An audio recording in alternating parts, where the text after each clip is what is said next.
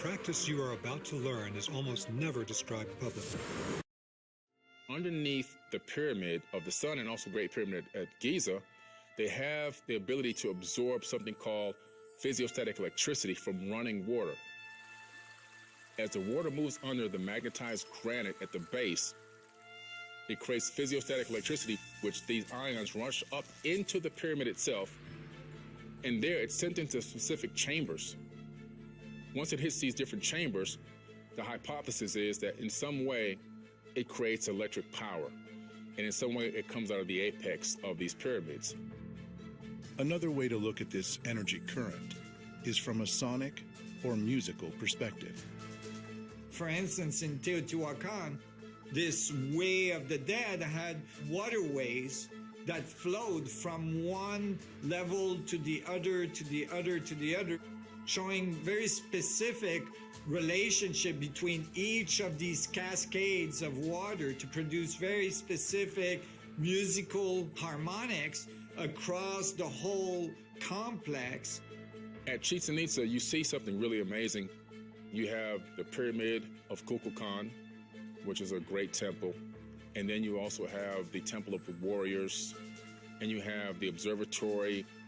These structures were built long before the Mayans even arrived. The Mayans learned about some of the secrets of the sounds and frequencies that are emanating from that location. Depending on where you're standing, you can hear different sounds. If you clap or make a certain noise, you can get different echoes back. All of these are nodal points on a web or a matrix of energy across the Earth's surface that in the ancient traditions of the West was referred to as the net. And the people in ancient Egypt that knew how to work with this vibrational matrix were literally called in the documents from ancient Egypt the masters of the net. Could it be that the masters of the net were leaving us a spiritual and technological blueprint for all ages? If you look at the Teotihuacan Pyramid Complex in Mexico, right by Mexico City, you discover something amazing. First of all, they have the same exact alignment of the three pyramids at Giza by the Great Pyramid. The second thing is that the Pyramid of the Sun in Teotihuacan is exactly 50% of the height of the Great Pyramid located at Giza in Egypt. Also, what's amazing is the base of the Pyramid of the Sun is exactly the same exact size as the base of the Great Pyramid at Giza. So what does this tell us? It tells us that it's the same architect. The same architect that built the Great Pyramid Complex at Giza is the same exact architect that designed the Teotihuacan Pyramid Complex. Who were the masters of the net? And where do we find them in the ancient texts? Biblically, we have the story of Joshua and the walls of Jericho.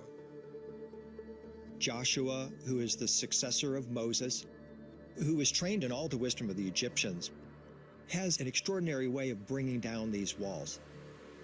The Lord tells him to have his warriors walk around the perimeter of the walls of Jericho once a day for 6 days.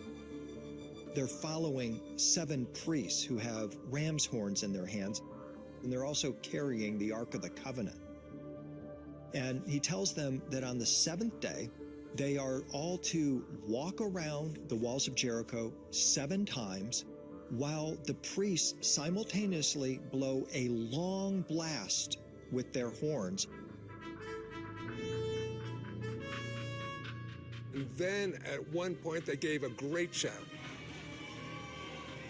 and the walls came down. What that tells us is that they're walking in unison, they're shouting in unison, and there must have been a consciousness component as well. And with that sound, they're able then to bring down the walls of Jericho. The ancient people possibly had a way to reach sympathetic resonance with each other and with a given material, such as stone, and its particular density, which is also a frequency. If they knew the correct resonant frequency of whatever made up the walls, they could have conceptually used sound in that manner. The Bible makes clear that it wasn't the Ark of the Covenant that brought down those walls. It was the power of sound and the unified consciousness of the soldiers and the priests. conspiracy can mean a secret plan, often negatively oriented. But the actual breakdown of the word in Latin, conspire, means to breathe together. So anytime people do singing groups together, chanting mantras or praying together, visualizing together, dancing together, this is a kind of conspiracy. Anything powerful can be used to heal or to harm.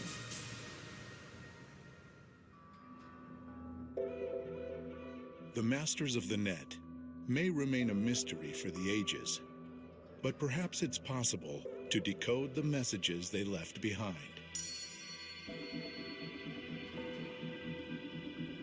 Including the principle of sympathetic resonance. Resonance is a very important principle that has to do with how things self-organize into collective behaviors. If enough people come together and they actually are able to use their vocal cords to create the same frequency, whether it's the Om, the primordial Om, or another type of a frequency chant or a mantra, those frequencies can resonate together in a way where eventually they can actually move solid objects. Ultimately, understanding these principles of resonance and sympathetic resonance can allow us to actually understand how to build very advanced technology instruments, musical instruments you can think of, that are resonating in the proper configuration so that they produce a sympathetic resonance frequency to this fundamental energetic field of space and time. And when you have that, it's like you've logged on to the structure of space and the universal internet.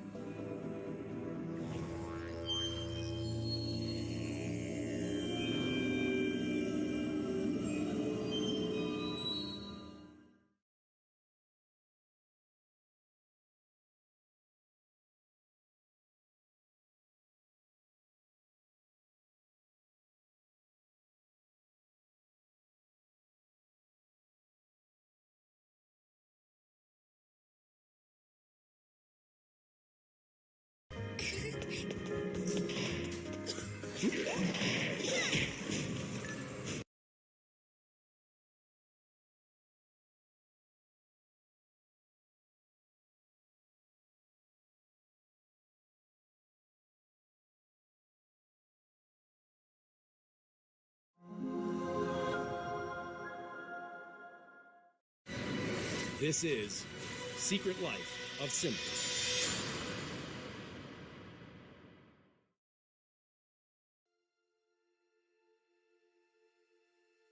We think that we are getting better each day, and we have come from a more primitive society, but we are getting better every day and becoming more superior in knowledge and technology, when actually, in point of fact, we are digressing.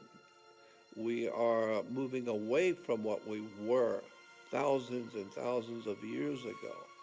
And I am of the opinion that our history has been vastly changed, and so that we don't really know the history of mankind on this earth.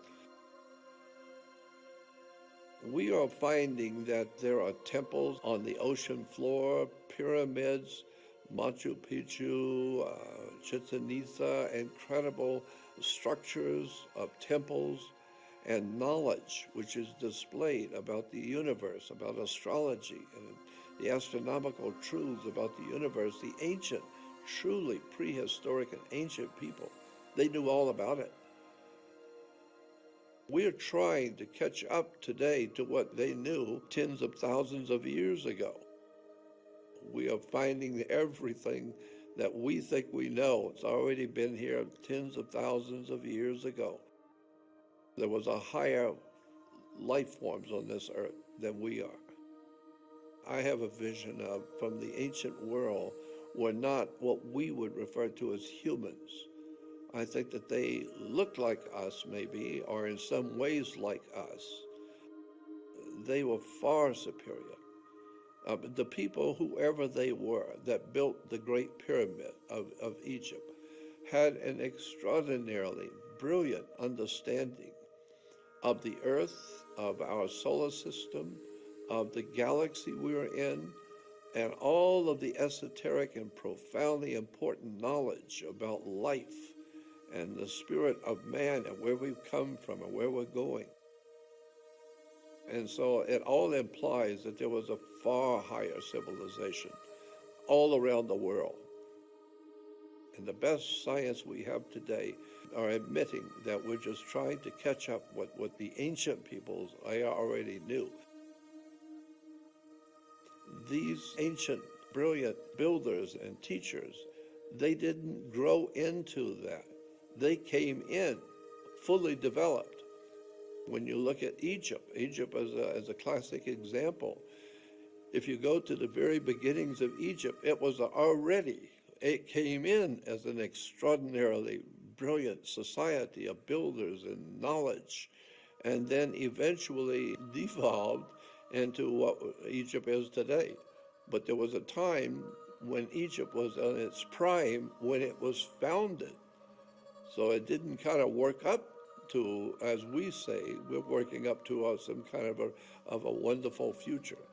But Egypt didn't do that. It came in at its pinnacle. How is that possible? The only way it's possible is because when whoever this was that we call the ancient Egyptians, they were not of this world to start with. They came here knowing all that we still are trying to find out. So it implies that they were not from here. They came in fully understanding the whole universe.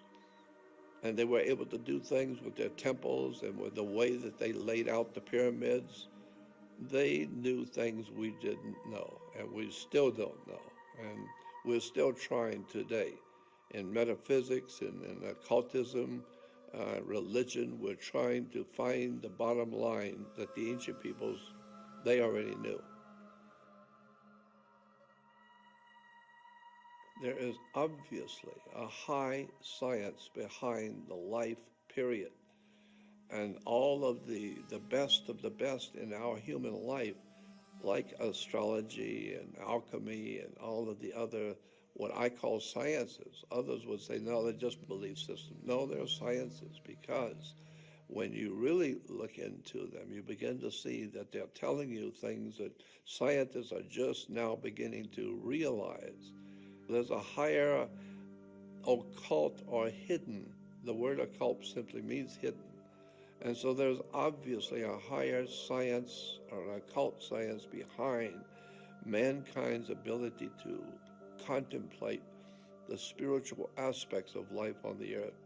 Lots of ancient people already knew what we're trying to find out today. We know that the pyramids, say in Mexico and Central and South America, along with the great temples around the world, were solar temples. They were the center for astronomy. And so the ancient peoples were not looking for spiritual answers as such. They were looking at the actual universe and trying to figure out where we are, what we're doing, and what is the universe. And so from that inquiry into the actual setup of the way the universe operates, then from there, they began to suspect that there was some kind of an unwritten, powerful laws in the universe that guided the sun, the moon, the planets, and the whole of the solar system. They start off scientifically just looking for answers to what we're doing here. What is this? And from there, they began to develop religions or philosophies, alchemy, astrology, medicine, and then human interrelationships. And then from there you get into all the other metaphysical pursuits. And that's why today the world is half scientific and yet half spiritual. But the spirituality did not come first. There's the regular interest in how the world works. That's what the ancient peoples built those great observatories for. They just wanted to study the heavens. But in doing so, it didn't take long till around the world, mankind that was viewing the heavens for science began to suspect that there's something else going on here. And now comes the world of spirituality. As I said, the word occult simply means hidden. So there are many hidden sciences that the really bright people who are looking into these things know about. But generally speaking, the world of mankind is not really well informed about alchemy and about these sciences of spirituality. But that's growing now too. So people are beginning to wake up to the spiritual relevance to your life of spiritual subjects. I think that there is something there that needs to be looked at, this whole idea of where man has come from, where he is right now, and ultimately where is he going to go with his knowledge and with his life and experiences. What is the reason why we're having the experiences that each of us do have each day?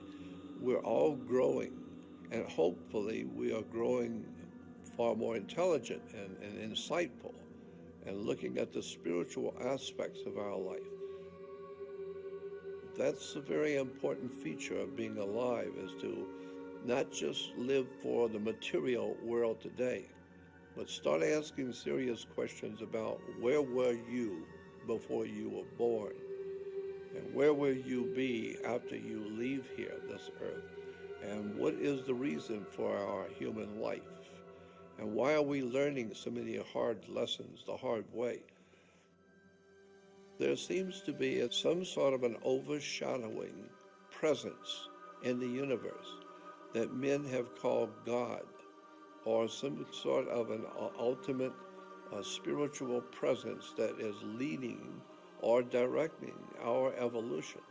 And if that be the case, which it seems to be, then maybe there is some hope yet for the human race. If enough people begin to wake up, spiritually speaking, and begin to look at their lives spiritually, then there might be hope for us. Yeah, because this is why we are in the shape we're in today, because we are living in this me generation. And this generation that only cares about feeding itself and taking care of itself and enjoying itself, never realizing you have responsibilities to the world that you live in, and to help your fellow man, to grow and to help educate other people. I can speak for myself in relation to the idea of why do we seek wisdom and spiritual knowledge. I have always understood that I have questions within myself that others can't answer. And for me, looking at these questions, they make a lot of sense to me. Why this and why that? And why does this happen? So I have learned that to think deeply on these spiritual questions of life opened me up to a whole world of knowledge, because I realize how much I don't know. And I am also well aware of the spiritual implications of the laws in the universe around us. There are certain things you can do in this world and things you cannot do. And you will pay a terrible price for doing the things you're not supposed to do.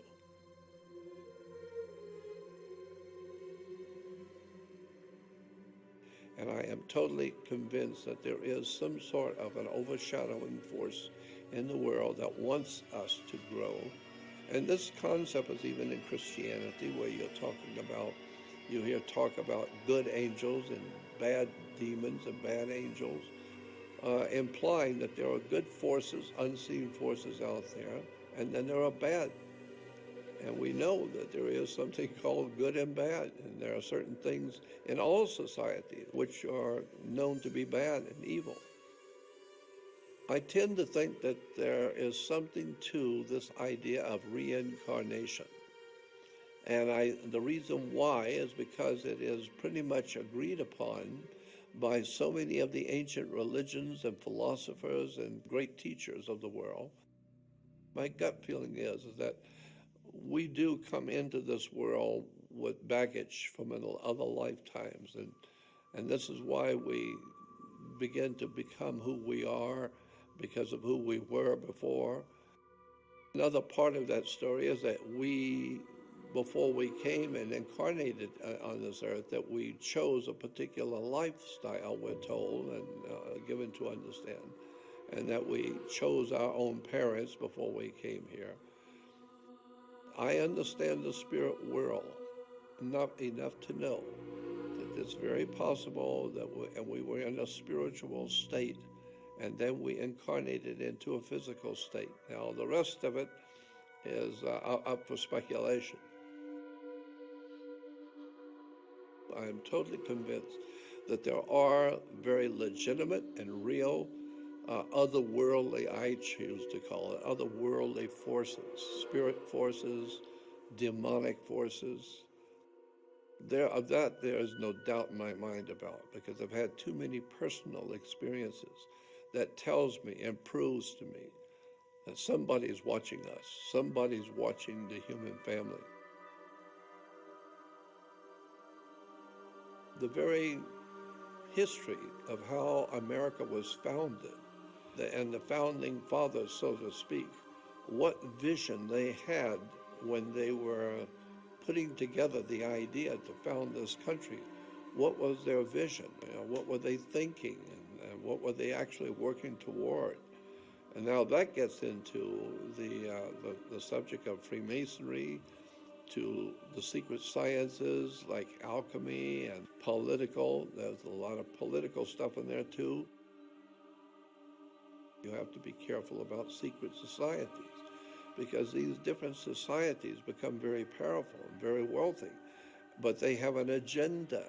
They have a particular agenda that they're trying to create or to bring into being, and therefore they will build the whole world around you.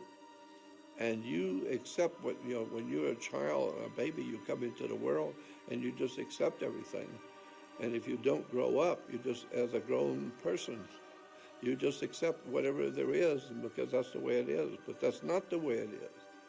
And you keep in mind that there were secret societies that were involved in founding this country. And who were they? And what were they trying to do?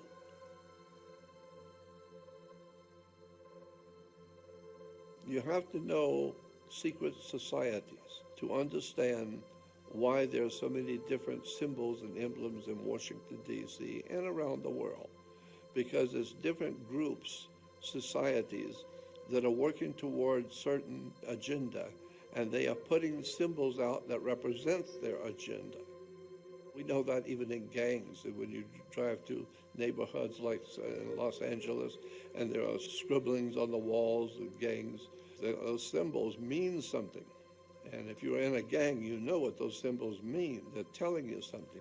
Whoever is controlling that area, that's their symbols. And that's a whole study that you need to get into, studying the occult symbols of power in this world. They're used as a means to communicate and to influence you, or to connect you with the spiritual world that they represent. So let's start with a religious symbol, and that is an ancient Phoenician god that was very important in the Middle East some 5,000 years ago. That god was called Dagon, D-A-G-O-N. Dagon was a fish god. Interesting how he has evolved into today's world of religion. Dagon is still very much alive with the world today. First of all, everyone knows that Christianity is founded on the worship of Jesus Christ. That is accepted around the world. And most people believe that the Vatican is the center for the worship of Jesus, the God of Christianity. However, millions of people also believe that the Pope of Rome is leading the Christians to worship Jesus throughout the world. But my question is, Who is the Pope leading the worship of? The first symbol that I want to talk about is the headdress that the Pope or the Bishop of Rome wears. That headdress is very interesting and has quite a history to it. That Pope's headdress is called Pope's mitre. The Pope's mitre, we've seen it in many different shapes, but they're always basically the same shape. The Pope's mitre. It's an official headdress worn only by the Pope, or supposedly only by the Pope. But we need to understand that that symbol goes back at least 5,000 years. So what we need to know and what we need to keep in mind is that this strange and interesting headdress of hat that the Pope wears is impacted by a god named Dagon. Dagon was a god of the Philistines, and Dagon comes from the word dag, which means fish. So Dagon was a fish god. And here we have pictures of another fish god named Anis, same god, but was worshipped in different countries under different names. So we have a god who's half fish and half man, or men who wear the garbs of a fish in their religious celebrations. So here in the Jewish Encyclopedia, under the heading of Dagon, you will see a picture of the priest of Dagon, or the god himself, and he's wearing a fish head and the body of a fish down his back. So now we see the Pope's headdress. On the top is the Pope's mitre. But when turned, you then see he's actually wearing a fish head, the fish god Dagon, because he's representing the worship of an ancient Phoenician god. So this is why today Christians on the back of their cars, you will see, have a fish symbol, thinking that that's to denote them as Christians worshiping Jesus. No, it's a fish symbol because it's denoting Dagon, the fish god. The significance is Dagon was a very important mystical god to the ancient peoples in the Middle East, in Babylonia, Sumeria, Phoenicia, Canaan. And that very powerful mystical god is still dominating the spirit and the intellectual thinking of religion even to today. So it's not Jesus that's influencing the Vatican and the Pope. It's Dagon, the fish god. That's the importance of this. The point being is that religion comes to the world in the age of Pisces. And Pisces is, of course, the two fish of the constellation of Pisces. But Dagon is 5,000 years old.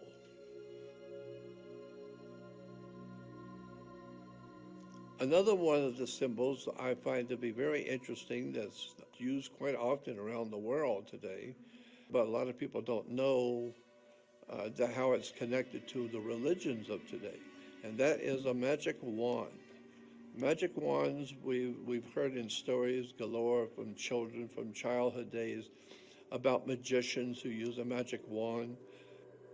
Well, the magic wand is just what it says it is. It's some sort of a branch of a tree that has been consecrated and made holy by blessings from the priest, and now it has a magical quality that can do things that humans can't do. The Druid priests, they used the wood of a holly tree. They used Hollywood. And that's what we get the term today, Hollywood, in the magic of Hollywood. Today we have Hollywood, we have Mickey Mouse waving a magic wand. On the left side, we also have actual real magic wands as they are made today in Europe. And of course, orchestra leaders and orchestra conductors, they lead the music with a magic wand. A lot of people haven't thought about that, but that's what it is, a magic wand. So here we have a picture of Moses, where he is conjuring up the spirits in the universe with a magic wand.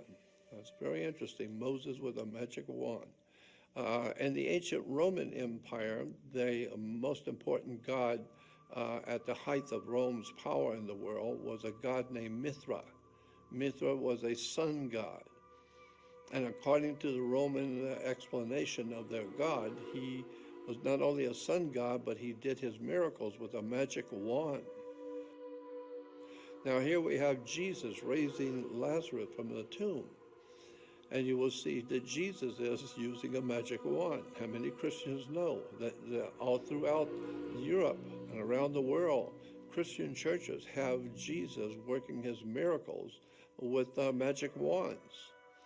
A lot of people don't know that, so we hear all about the magical things that Jesus was able to do, but here in the actual churches, we see that Jesus is doing his miracles with a magic wand. The importance of this is to point out that people do not realize that in Christianity, the understanding in the ancient world and in the medieval world was that these religious figures like Jesus were doing their miracles with magic wands. But it's actually legitimate, de jure, real magical system of controlling people's minds and directing their spirits and their hearts and being able to direct our civilization through magical symbols and magical words. Another symbol that I find to be very interesting is in Star Trek, there was a Mr. Spock. And if you remember, Mr. Spock was always giving a hand sign, and he was said to be a Vulcan. First of all, his hand sign was actually a religious symbol in Judaism, in which it was a blessing to the congregation in Judaism. It's called the Koan symbol. This symbol is a Jewish blessing symbol. But where did it come from? It comes from the split hoof of a goat. It goes back to the split hoof of a goat because we're talking about the age of Aries, the ram, when the Jews were under the age of the ram or the Lamb of God. And so that's why today we call Jesus the Lamb of God, going back to the constellation of Aries, the ram. Niebuhr even said that he accepted that sign and used it, but because it was a sign from his rabbi, and he thought it was a very interesting symbol, so he just used it in Star Trek. I'm sure he probably knew the meaning of the sign, but that's where he said he got it from. Another subject which is interesting and very relevant today is a symbol called the fasci, or the fasces. On the back of an American dime, you will see a bundle of sticks tied together, and it has an axe head with it. That is called a fasci, and this is an ancient Etruscan symbol that was adopted by the Roman Empire to symbolize Rome's power. It's an old ancient Etruscan symbol, but it's very important to the Roman Empire. Rome said, ancient Rome's philosophy was, if it's just one stick, you can beat somebody with a stick, but it's not going to hurt them really. But if you got 2 or 3 sticks, now it's going to be a little bit heavier deal. But if you get 5 or 6 sticks and tie them together as one, now you've got serious strength. Now when you beat somebody with 6 or 8 sticks tied together, that's serious. And so then they put a hatchet head on it because an axe head always represented in almost all the ancient cultures of the world accepted that the axe head represented the presence of God. God was the great hatchet. He's giving you the axe. And so the hatchet head represented God, and the bundle of sticks represented a coalition of troops. So when Rome would go into to another country to overtake it, they would take troops from this group and troops from that group and put them all together. Now you've got a strong force. It's not just Roman. It's all kinds of other countries are with you. And so that's what we hear today when we hear the presidents talking about during the Middle East. They have a coalition of countries, not just America. We have other countries with us. It's a coalition. Coalition is another name for fasci, which is a symbol for world fascism, when you can get all the countries together and have them all, all doing the same thing, all of the countries marching to the same tune. Now you've got a strong military force. The fasci was usually carried officially behind Caesar. He would be in the front of the parade or whatever, and there would be what is called lectors behind him, and they would be holding the fasci, symbolizing Caesar's power over life and death. He is the man. He's the boss. And so the lectors would be standing on both sides of Caesar on the altars when Caesar was speaking, holding those fasci, so that the Roman people know he has the right to life and death. So here you'll see in World War II, with Mussolini on the left, and his symbol for his government, a fasci. Well, of course, he's Italian, and that goes back to the Roman Empire. And so here we have a Nazi, as you'll see, the swastika and the Nazi eagle, like the American bald eagle. But you'll see the two fascis on each side of the swastika. This is because Germany was in league with Italy during the Second World War. Mussolini had in mind to do the same thing Adolf Hitler wanted to do, was to create a new world order. And so Mussolini saw that new world order as being Catholic, as to be Roman, while Germany saw it to be German and not Italian. But the two together, I suppose they figured they'll work that out once they take over the world. Well, Mussolini actually, according to history books, actually thought of himself as Caesar. He saw himself in his position of power at the time of the Second World War as Caesar of the ancient Roman Empire, and therefore it would be right that he would pick the symbol that Caesar used to show his power. And so that's why the fasci became so fashionable in Italy. But the two fascis you will also see on the wall behind where the Speaker of the House sits when the President's making a speech. The United States has secret societies in their government, and behind the government are very powerful secret societies that see itself, these societies see themselves as the promoters and to generate a new world order. All countries copy each other. The fascists copied the Etruscans, the Romans copied the Greeks, and the Greeks copied the Egyptians, and that's just the way humans are. As much as we change, the more we stay the same.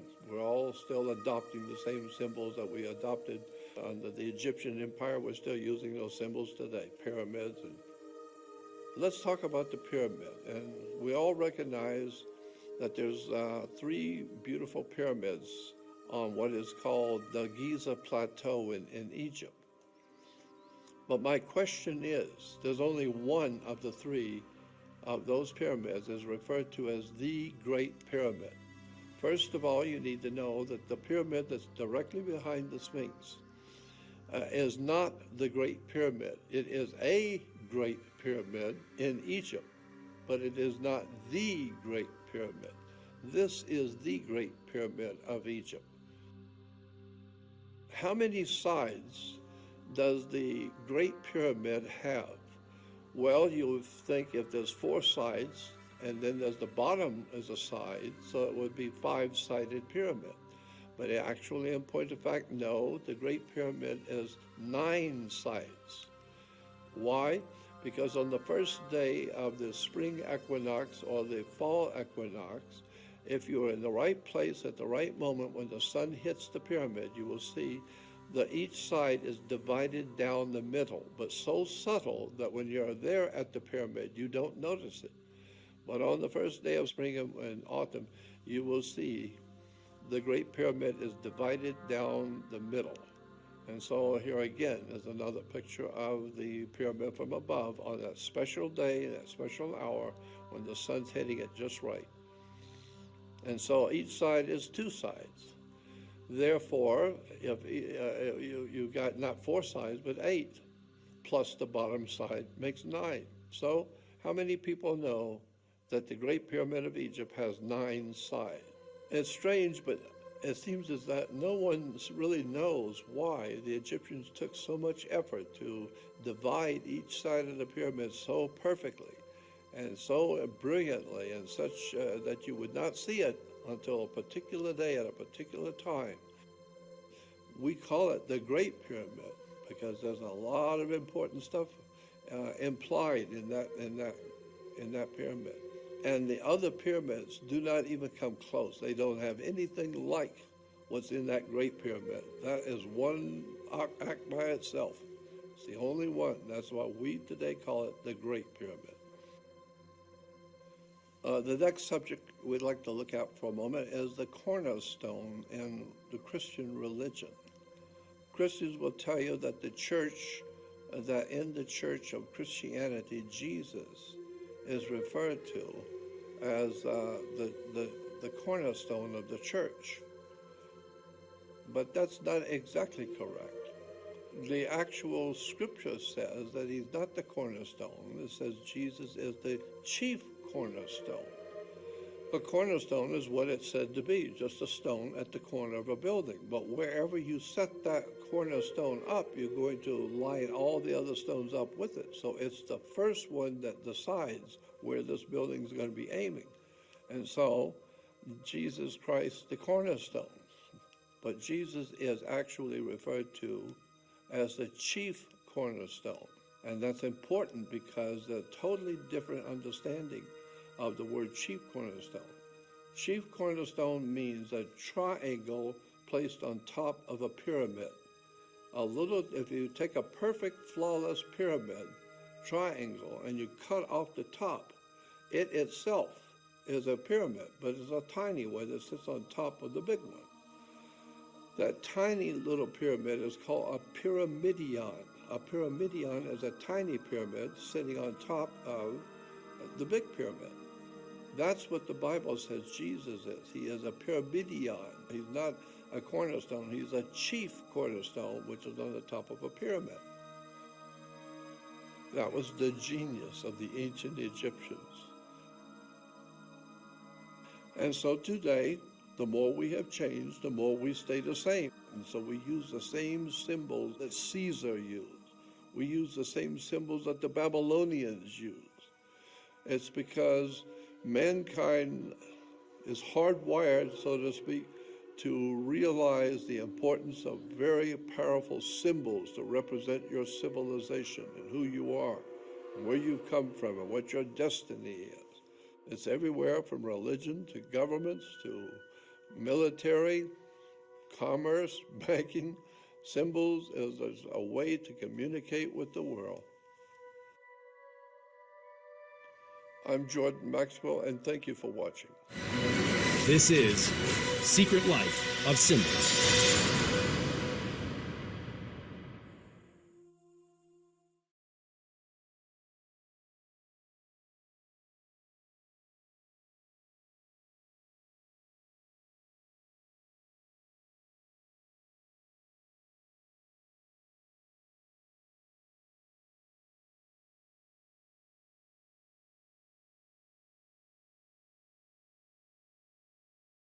Let this sweet mineral melt in your mouth to rebuild your gums and teeth while you sleep, and say goodbye to the dentist forever.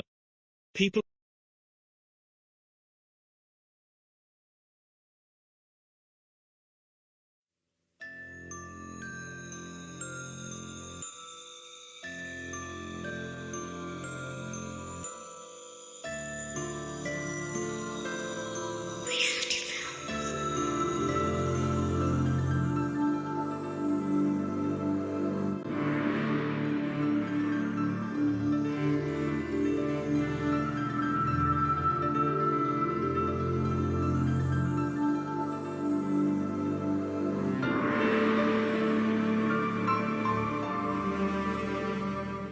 We may believe that we know all there is to know about ancient secrets, that nothing new can be discovered. But nothing could be further from the truth. We will investigate the origins of civilization in the tales of Adam and Eve. We will move through the heavens with ancient concepts of astronomy and unravel sacred symbols such as the Ark.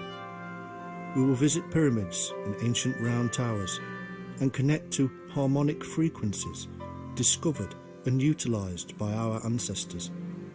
And through these, we will discover the amazing secrets that our ancestors knew and that subsequent generations have forgotten.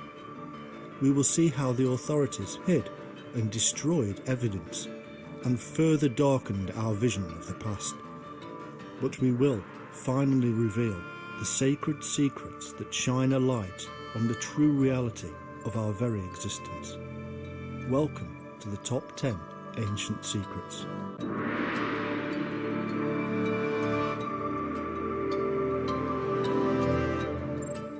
Across time, there is one little animal, both physical and metaphysical, which persistently crops up: the snake or serpent. There are literally thousands of interpretations given to the symbolism of the snake that we find in ancient texts, artworks, sculptures and structures, and yet they can all be traced to one root source. This is our first and most impressive of the top 10 ancient secrets, because it is still, to this day, denied by a jealous church. In the first place, we should understand that the snake is the physical, slithering creature we see around the world, whereas the serpent is the mystical, mythological, and metaphysical aspect of the same thing. To begin, we should also understand the root of the word and other related words that give us the various terms around the globe for serpent or snake. The snake is known in the language of Canaan variously as Ob, Ab, Ub, Ob, Of, Op, Ef, and Ev. Amazingly, in the Mayan language, Kan means serpent, as in Kukulkan, the bird serpent.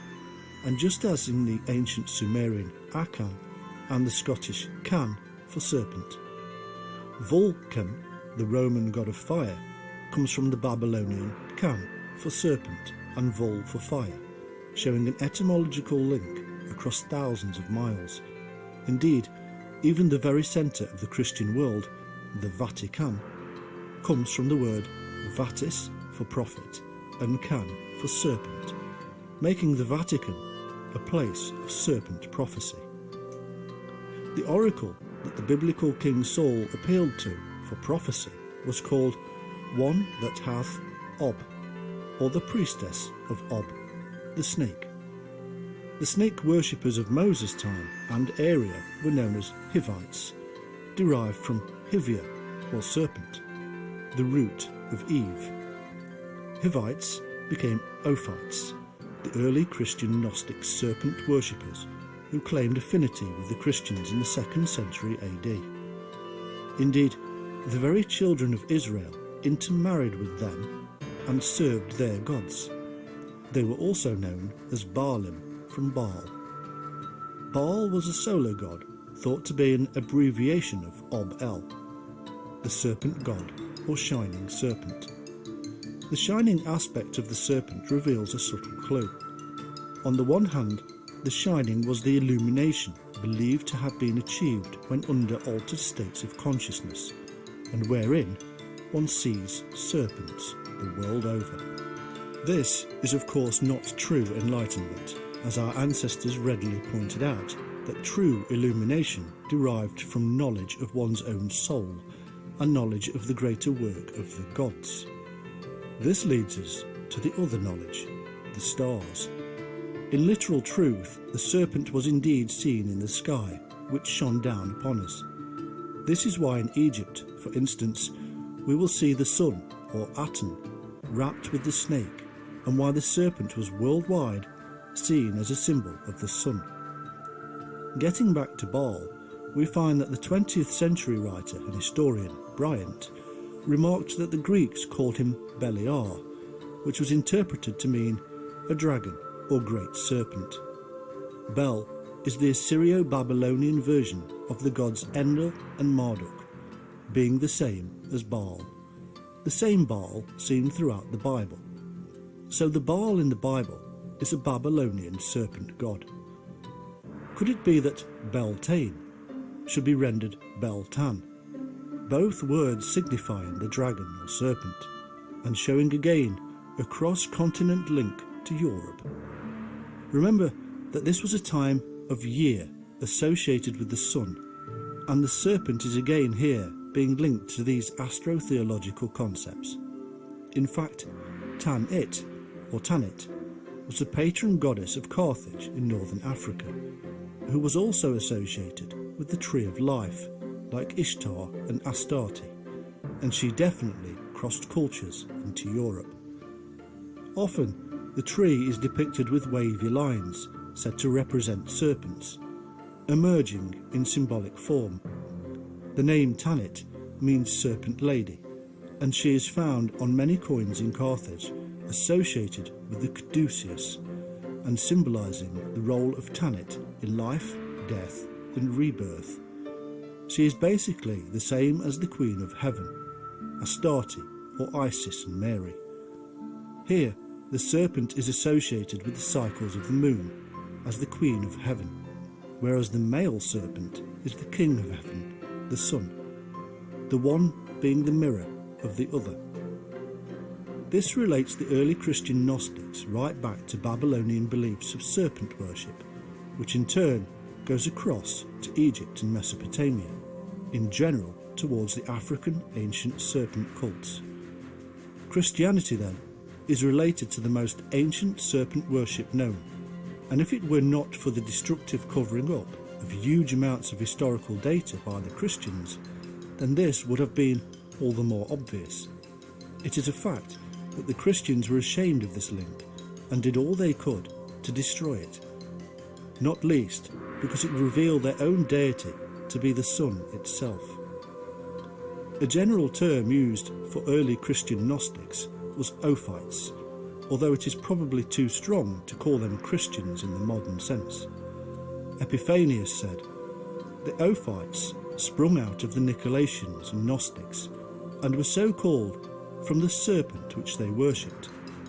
They taught that the ruler of this world was of a dracontic form, and the Ophites attribute all wisdom to the serpent of paradise, and say that he was the author of knowledge of men.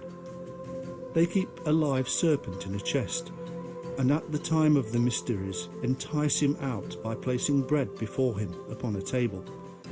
Opening his door, he comes out, and having ascended the table, folds himself around the bread. They not only break the bread and distribute this among the votaries, but whosoever will may kiss the serpent. This the wretched people call the Eucharist. They conclude the mysteries by singing a hymn through him to the Supreme Father. An amazing declaration which speaks volumes. It tells us that, like the ancient Egyptians, the serpent was symbolic of the sun and must constantly entice to rise. Kissing the bread is a simple revelation that the sun indeed feeds us by giving life to our agricultural world. The Eucharist mediator is the serpent, as Christ was the mediator on the cross, a symbol, an act more ancient than Christ and rooted itself in serpent worship. The serpent was itself sacrificed on the sacred tree, or Asherah. This also relates to the Roman rites of Bacchus, where snakes were carried in baskets of cakes and bread, the food being given to the votaries. In these bacchanalian rites, there was also the consecrated wine, which was handed around. Remarkably, this ritual used a special chalice or grail, called the Cup of the Agatha Demon, simply meaning good serpent. This serpent-consecrated cup of wine was handed around after supper, just like the Last Supper of Christ, and was received with much shouting and joyousness. The hymn sung via the serpent to the Supreme Father was just the same as the one sung in the memory of the Python at Delphi on the seventh day of the week. Now, thousands of years later, Christians still take the cup of Christ, called the Good Serpent by the Gnostics, and eat the consecrated bread. This modern ritual is none other than the original but renamed Cup of the Sacred Serpent, which gives the body and blood of our oldest god. A 3rd century Persian teacher known as Manes, who said that Christianity had got things wrong and he was here to put it right, attempted to revive these old ways. Regardless of the Christian attempts to kill off Manichaeism, it survived until the 13th century. He is said to have revived Ophiolatreia, or serpent worship, where he taught that Christ was the incarnation of the great serpent, who glided over the cradle of the Virgin Mary when she was asleep at the age of 1.5 years. But the worship of the serpent was much more ancient than even Manes stated. The chief title of the British serpent god was Hu, the dragon ruler of the world. The title probably giving us Hyos, a name for Bacchus. The druid was known as a Nada, now known as an Adder, and the adder was the symbol of the god Hu. It is believed that the druids were Ophites of the original stock. They worshipped also Beli, so in this respect the druids were probably the last truly serpent-worshipping priests in Europe.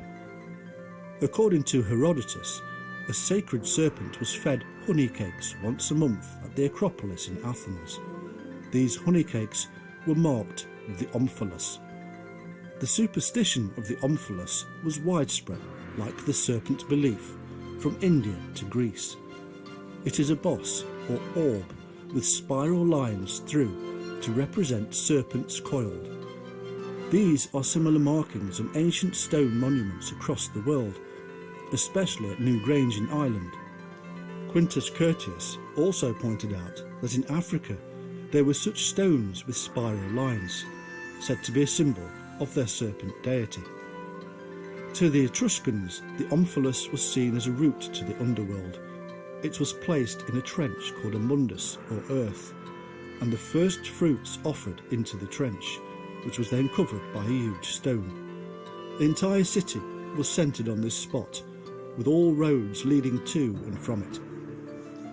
In Greek history, the Delphic oracle was called Pytho, and she was active for over 1,000 years, getting involved in anything from mundane day-to-day prophecies to matters of state. Nobody really has any ideas how the oracle managed to do her business. There are suggestions that volcanic vents issued hallucinogenic chemicals up into the chamber, and suggestions that sacred mushrooms were used. One strange vase, however, may give the clue. A 4th century Vulci cup shows King Aegeus before Pythia, who holds a bowl and stares intently into it. There is no vented drug or mushroom. This is the sacred cup of the Agatha demon, in another form. The prophetic snake yet again. It may also be that this was a unique way of seeing the reflection of the sky, and thereby predicting events from astrological perspectives. As throughout the history of the mystical serpent, it has been associated with powers of future sight, known to us today as precognition. Around the decoration of this cup are the familiar spirals of the snake, and Pythia herself is seated upon the tripod, sacred to the site. Another indication that the serpent is associated strongly with prophecy is the stark fact that the words for divination in Hebrew, Arabic and Greek all mean serpent. This alone indicates that Hebrew, Arabic and Greek are following the same beliefs over a vast period of time. According to Ferguson, the 19th century writer, when we first meet with serpent worship, either in the wilderness of Sinai, the groves of Epidaurus, or in the Sarmatian huts, the serpent is always the Agatha demon, which in ancient Egypt presided over the affairs of men as the guardian spirit of their houses, was the asp of Rano, the snake-headed goddess who represented as nursing the young princess. That the idea of health was intimately associated with the serpent is shown by the crown formed of the asp, or sacred thermosis, having been given particularly to Isis, a goddess of life and healing, and according to Hargrave Jennings in Ophiolitrea, these were no doubt intended to symbolise eternal life. It was the symbol of other deities with likewise attributes. In The Serpent and Shiva Worship by C. Staniland Wake, he remarks about the Muslim saint of Upper Egypt is still thought to appear under the form of a serpent and to cure the diseases which afflict the pilgrims of his shrine. In the same book, we hear of Ramahavali, one of the 4 idols of Madagascar, whose emissaries are serpents. He is regarded as a physician and thought to expel epidemic diseases, much akin to Aesculapius. As God, sacred, powerful and almighty, who kills and makes alive, who heals the sick and prevents diseases and pestilence, who can cause thunder and lightning to strike their victims or prevent their fatality, can cause rain in abundance when wanted, or can withhold it so as to ruin the crops of rice. He is also celebrated for his knowledge of the past and future, and for his capacity to discover whatever is healed or concealed. Ramahavali has basically all the elements of the Agatha demon, the sacred serpent, in one god. He is, like many other serpent deities, in charge of the weather. He has knowledge and wisdom, and above all, he can heal, resurrect, and disperse disease. In the epigraphic records of cures from Epidaurus, there are many methods of healing. The 17th, for instance, states, "A man had his toes healed by a serpent. He, suffering dreadfully from a malignant sore on his toe, during the daytime was taken outside by the servants of the temple and set upon a seat.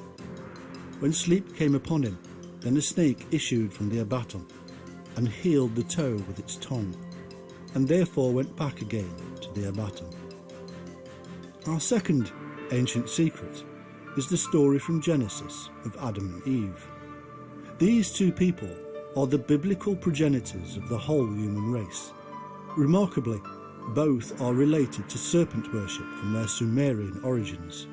Clemens Alexandrinus said that the Hevia, the root of Heve, means female serpent. If we pay attention to the strict sense of the Hebrew, the name Evia, aspirated, signifies a female serpent. It is connected to the same Arabic root, which means both life and serpent. The Persians even called the constellation Serpens the little Ava, or Eve. In Old Akkadian, Ad signifies father, and according to C. Staniland Wake in The Origins of Serpent Worship, Adam was closely associated in legend with Seth, Saturn, Thoth, or Tautus, who were all associated strongly as serpents. No wonder that Abel, the son of Adam and Eve, means serpent shining, and that Cain was thought to be of serpent descent.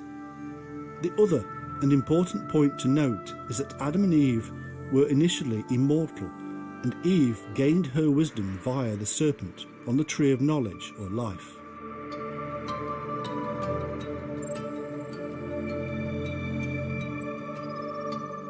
As for Cain and Abel, well, Abel and Cain were names given to elder and younger brothers, and Abel resolves into Ab for snake and El for shining, and therefore is a snake god or shining snake. According to rabbinical tradition, Cain was not the son of Adam at all, but rather the son of Asmodeus, the serpent spirit, who is Harriman in Persian Zoroastrianism. We now move on to our third ancient secret, astronomy. Elements of this ancient science were kept secret for reasons of control. Knowledge of the heavens was not just sacred up to the gods, but also powerful because it aided in navigation. The motion of the planets was seen as serpentine by many cultures. Calendars from Eurasia show representations of the celestial pathway with cycloid movements and serpentine features. The eclipses are shown as one serpent eating another.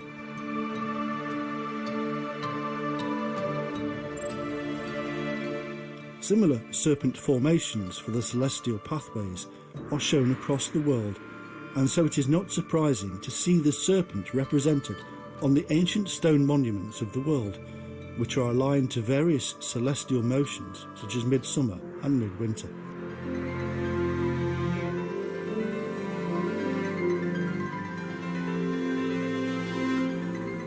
In Greek legend, the father of Aesculapius was Apollo, the sun god. He asked his sacred crow or raven, named Corvus, to go to earth and bring him a cup of fresh spring water. Corvus flew down with a chalice in order to follow his master's instructions. However, by the edge of the water grew a fig tree. The fig is thought to be the tree from the Garden of Eden. The temptation was too much for Corvus to eat the fruit, but it was not ripe, and so the bird waited. When the fruit was ripe, Corvus ate his full until the last of the figs had gone. Then he remembered why he was on earth in the first place and quickly filled his goblet. However, he suddenly had a thought that he would need an excuse for taking so long. He grabbed a water snake and together with the cup flew back to Apollo. He told Apollo that the water snake had attacked him, but Apollo saw the tiny snake and refused to believe the bird. He punished Corvus by turning him black, or sent him into the night time, where he had once been a beautiful silvery white. He gave the bird a raucous crow, and then threw Corvus, the snake, and the cup into the sky. Now we can see the cup as crater, and the snake as Hydra in the stars. The snake was told to keep the cup on his back and never to let Corvus near it, the snake becoming the protector of the cup of the water of the gods.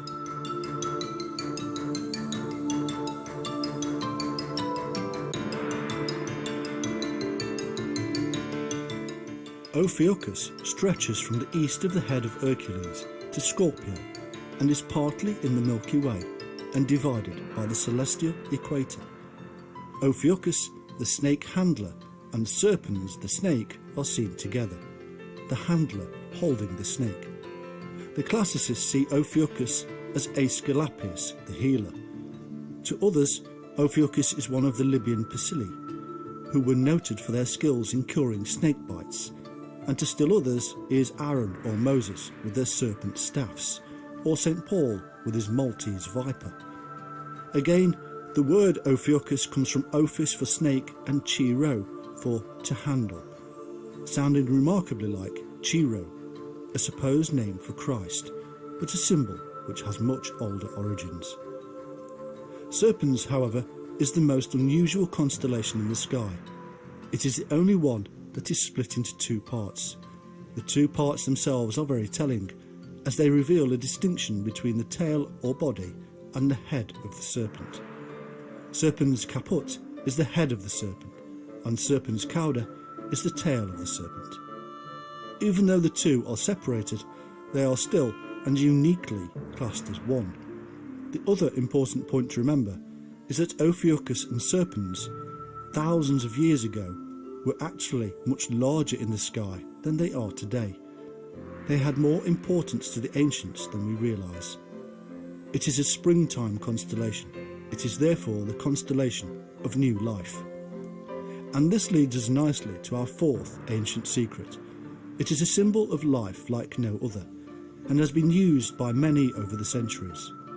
The Ankh, or crux ansata, a simple T-cross surmounted by an oval, called the Ru, which is, simply put, the gateway to enlightenment and new life. It holds all the same symbolic meanings as the cross of Christ. This enigmatic symbol of Egypt represents, quite simply, eternal life, and was often found in the names of pharaohs such as Tut, Ankh, Amun. The symbol is often depicted being held by a god to a pharaoh, giving him life, or held by a pharaoh to his people, giving them life. This basically set aside the immortals from the mortals, for anyone wearing or carrying the Ankh had gained or hoped to gain immortality from the gods of the other world. It is the loop, the Ru or gateway of the Ankh, which is held by the immortals to the nostrils. It is the same as the biblical God breathing life into the nostrils of Adam. It outlived Egyptian domination and was widely used by the Christians as their first cross, but in this symbol holds a clue to the secret of the serpent. The Egyptian god Thoth was said to have symbolised the four elements with a simple cross, which originated from the oldest Phoenician alphabet as the curling serpent. Indeed, Philo adds that the Phoenician alphabet are those forms by means of serpents, and adored them by the supreme gods, the rulers of the universe. This bringing to mind the god Thoth, who again is related to the worship of serpents, and who created the alphabet. Bunsen in the 19th century thought the forms and movement of serpents were employed in the invention of the oldest letters, which represent gods. This symbol of the four elements was altered slightly and became the Egyptian Taut, the same as the Greek Tau, which is where we get the name Tau cross from, a simple T. The T, or Tau cross, has been a symbol of eternal life in many cultures, and gives it name to the bull in the astrological sign of Taurus. Here are the two elements of the Tau and Ru being brought together. In fact, the Druids or Adders venerated the tree and the snake by scrawling the Tau cross into the tree bark and thereby opening up the gateway. In the Middle Ages, the Tau cross was used in amulets to protect the wearer against disease. Among the modern Freemasons, the Tau has many meanings. Some say it stands for the Temple of Jerusalem, others that it signifies hidden treasure, or means clavis ad thesaurem, a key to treasure, or a place where the precious thing is concealed. It is especially important in Royal Arch Masonry, where it becomes the companion jewel with the serpent as a circle above the crossbar, forming the ankh with the Hebrew word for serpent engraved upon the upright, and also including the triple Tau, a symbol of hidden treasure. It was also the symbol for St. Anthony, later to become the symbol for the Knights Templar of St. Anthony of Leith in Scotland. St. Anthony lived in the 4th century AD and is credited with establishing monasticism in Egypt, and generally the story goes that he sold all his possessions after hearing from the Lord and marched off into the wilderness to become a hermit. On his travels, he learned much from the various sages in Egypt and grew for himself a large following. He was sorely tempted by the devil in the form of creeping things and serpents. In one episode, he follows a trail of gold to a temple, which is infested with serpents, and takes up residence, needing little food for sustenance other than bread and water. He is said to have lived 105 years, and due to his longevity, he is credited with protective powers. The Order of the Hospitallers of St. Anthony, who would later take much of the Templar wealth, brought many of Antony's relics to France in the 11th century, although they were said to have been secretly deposited somewhere in Egypt just after his death, and later to have found their way to Alexandria.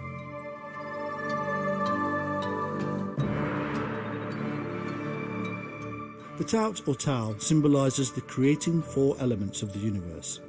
Next to the symbol of the sun, serpent, was added a simple circle or oval Ru. This loop above the T cross created the Ankh, the symbol of eternity. The snake in a circle eating its own tail is symbolic of the sun and immortality.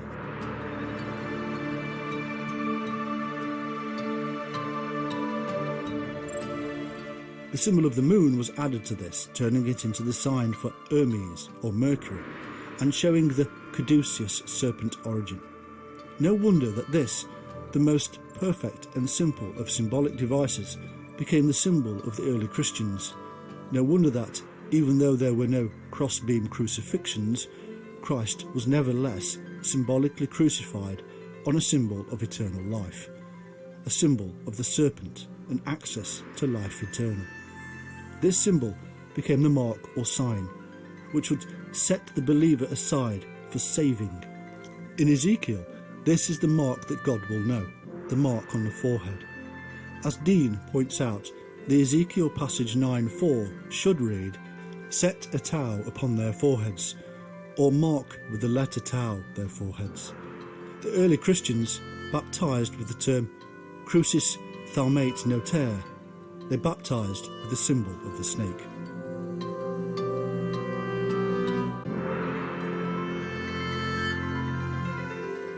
The idea of this sign or mark is widespread once discovered.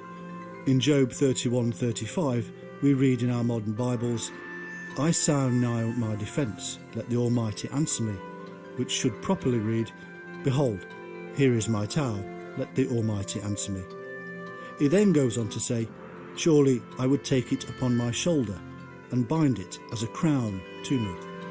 This remarkable idea of wearing the Tau cross on the shoulder as a sign would later become part and parcel of the Crusader Templars markings, the very same Templars who are instigated in the worship of serpents.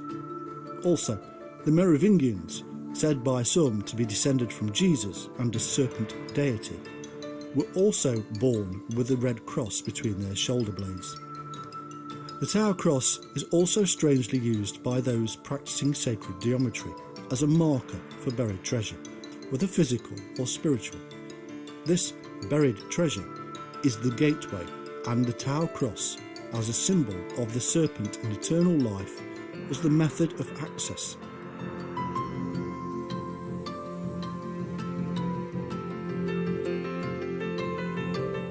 We now move to our fifth ancient secret, stargates, for herein lies sacred truths. In his paper, The Great Pyramid Texts, Clesson Harvey points out that in the pyramids of Saqqara, there are over 3,000 columns of texts from the 5th and 6th dynasties, which he believes holds the secrets of the pyramid's use. These texts include incantations and magical formulae that were obviously invoked in certain locations around the pyramid. However, in one of these pyramids and in the upper passage chamber gallery and shaft is an incredibly old, unmistakable megalithic glyph. Clesson's interpretation that this glyph or phrase translates remarkably into star door and tunnel opening gate. Short of the fact that glyphs are sadly lacking from most pyramids, and the Great Pyramid is an example, this information is a startling discovery. Indeed, there was probably more information which has now been destroyed, as when Herodotus was said to have visited Egypt in the 5th century BC, the outer casing of the Great Pyramid was awash with hieroglyphics.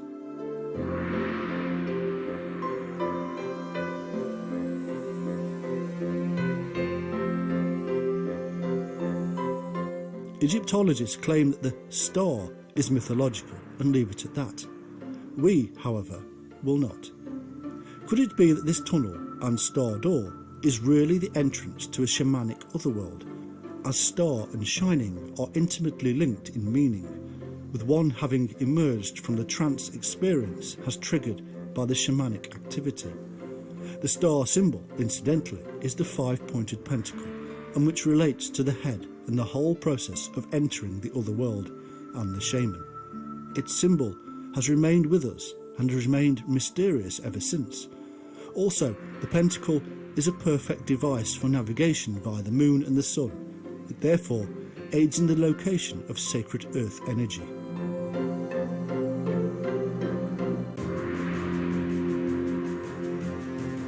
The Egyptians call the area of Giza, where the Great Pyramid is situated, Rostau, meaning gateway to the Duat, or other world, and it was the Rostau effect which could turn a man into a god. It is now time that we took an alternative look at the possible science behind these earth structures. Back in the 70s and 80s, a scientist called Joe Parr decided it was also time to take a look at the Great Pyramid and pyramid shapes in general, and what he discovered is nothing short of amazing.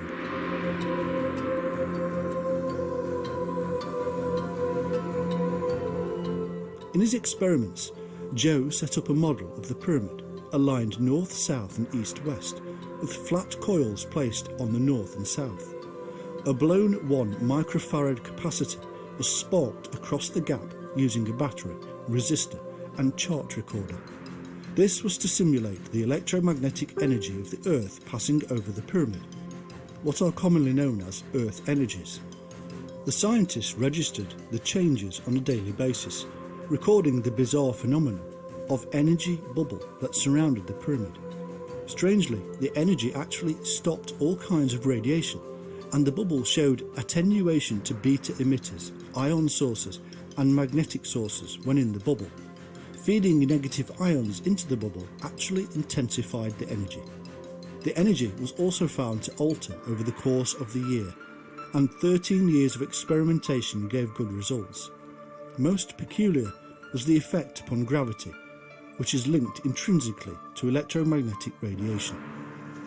It appeared that the bubble actually blocked out the force of gravity, as well as electromagnetic energy, showing 113,000 times increase in kinetic energy, leading the researchers to theorize that the pyramid actually moved in time and space, a place known to theoretical physicists as H-space or hyperspace. Incredibly, when negative ions were fed into the bubble, the pyramid was drawn to the moon. Positive ions moved it away. An amazing correlation with the feminine and therefore the spiritually negative aspect associated with lunar worship. But what relevance could this have?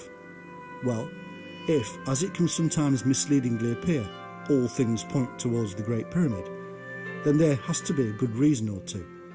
Could it be the Great Pyramid was the world mighty and used as the entrance to the shamanic underworld or duat? This seems to have been facilitated by incantations from the pyramid texts and the Book of the Dead, as well as other techniques. The effect caused within the brain, which releases the hormones required for the trance state, is basically electromagnetic and is affected by all manner of ion activity. It therefore appears that the ancient serpent cult were onto this in their own way, perceiving energy as the serpent wave and worshipping this invisible energy god as a snake.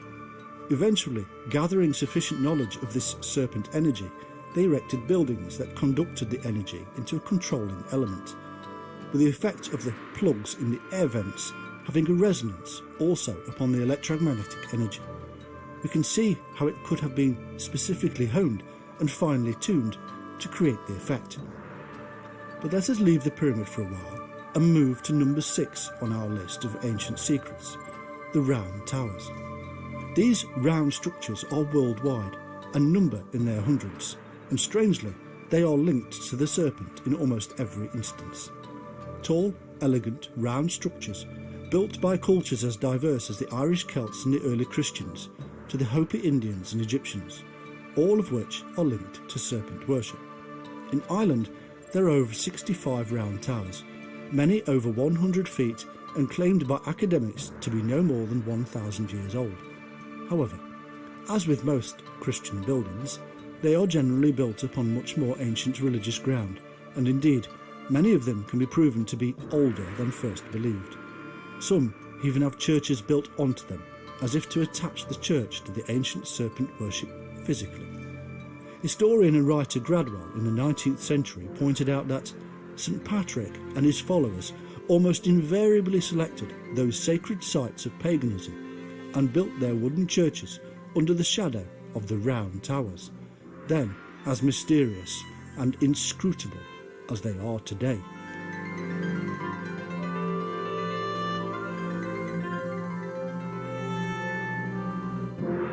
Some claim these structures were fire temples dedicated to sun worship, and it is easy to see why, especially when we discover that sun worship is connected to serpent worship.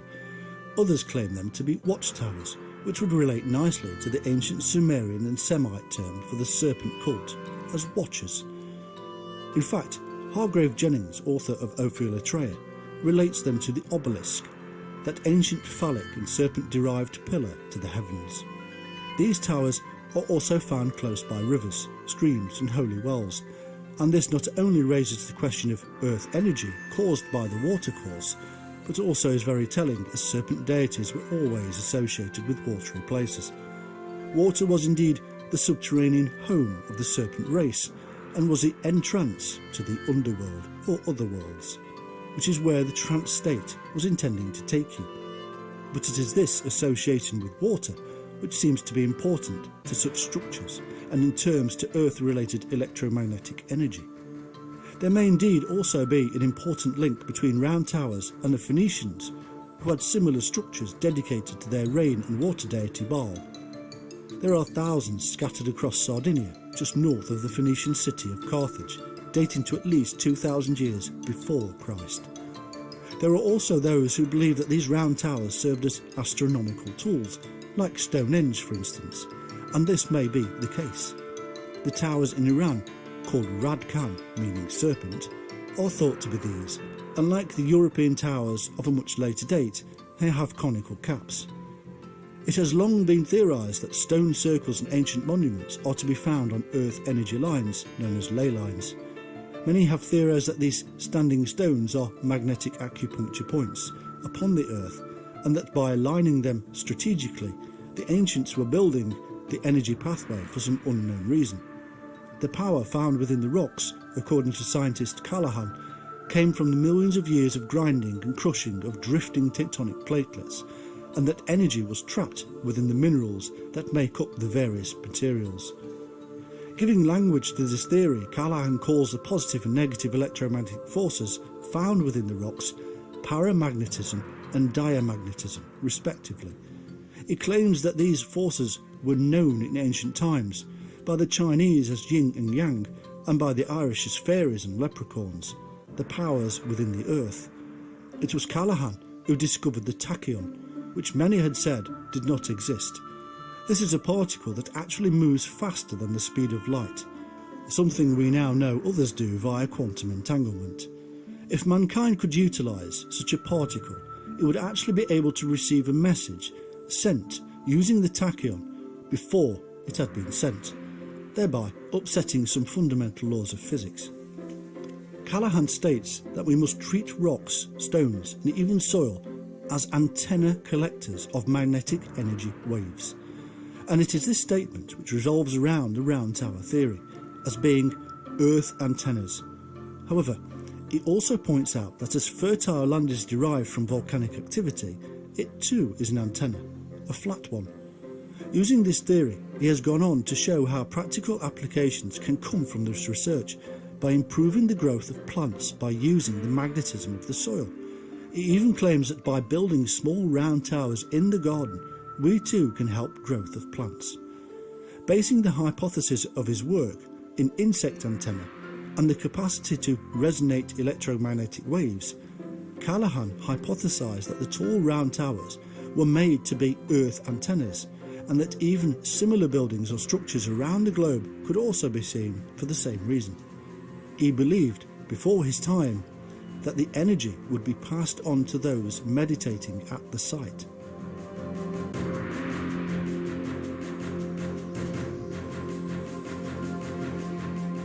Of the towers tested in Ireland, Callahan found that the iron-rich rock that they were made from indeed helped this effect along. The towers, made from materials such as limestone and granite, were still, however, paramagnetic.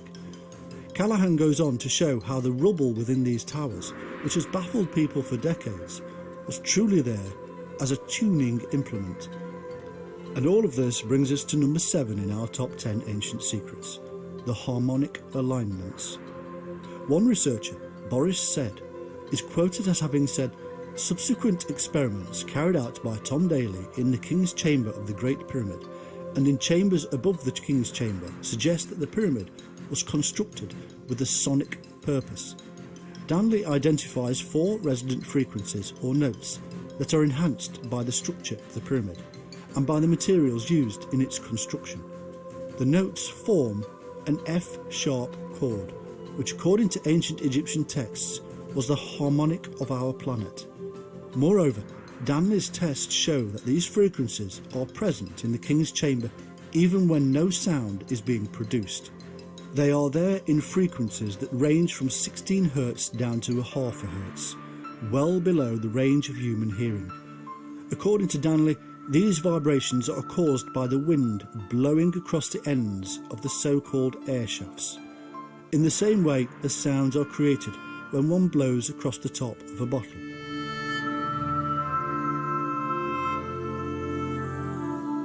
Strangely, we find that F-sharp is actually the resonant chord of the Earth, and that the Egyptians knew this is startling.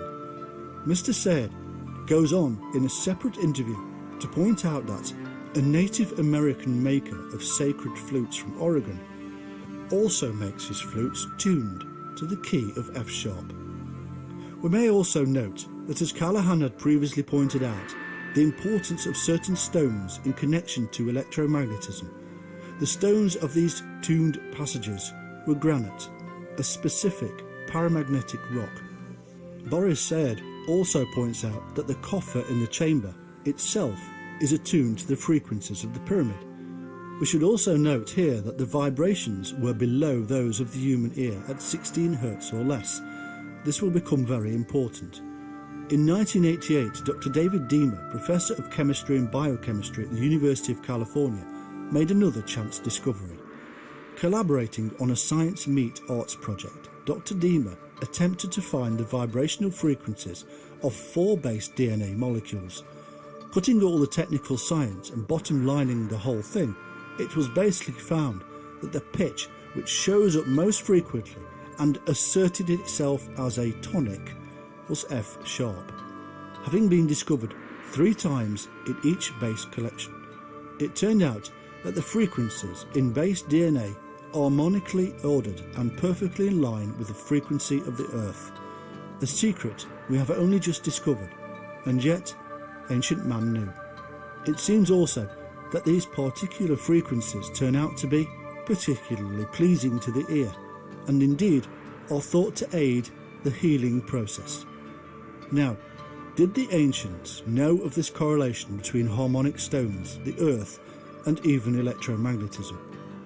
Pythagoras gives us the answer from the 6th century before Christ.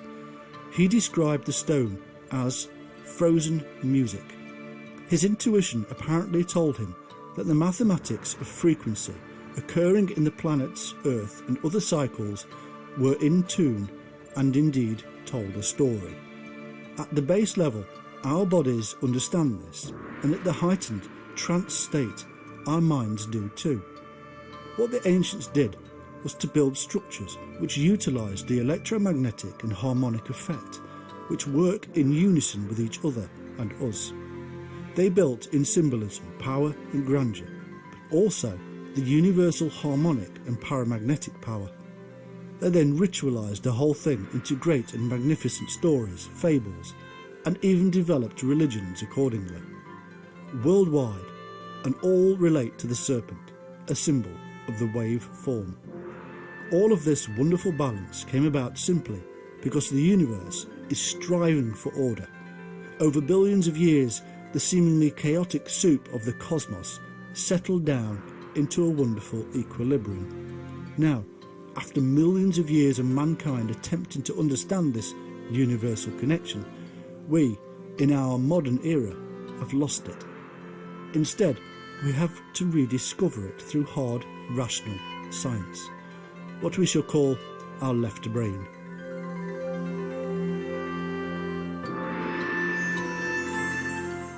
The question is, will we be able to experience it again, as once our ancestors did?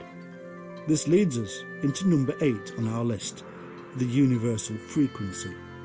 According to scientists in the field of resonance, the fundamental frequency of the universe is F sharp. The same scientists tell us that interaction with this fundamental frequency under resonance conditions would result in the exchange of energy information. But more than this, tests appear to indicate that subharmonic resonance with the frequency of 1.855 Hz, or the Schumann frequency, actually resulted in the extraction of energy information from the universe. So, according to science, interaction under the influence of F sharp actually allows the transference of energy, not only between individuals, but also from the very universe itself. But where is this energy really coming from, and what influences are occurring? The electromagnetic waves and particles, radio waves or energy in short, is coming from every angle of the universe known, from the sun, the stars and even the moon. Much of this energy is millions, if not billions, of years old. It is the most ancient of secrets. It acts in ways that are only just beginning to grasp, as we've seen in the discovery of the neutrino. Over the course of millions of years, this constant interaction of energy particle waves has plotted the course of human evolution. No wonder that ancient man believed his fate resided in the stars. The question also now has to be asked, as radio waves carry information provided by the sender, do any of the waves transferring energy to us carry any kind of information that we are capable of receiving? The answer has to be yes.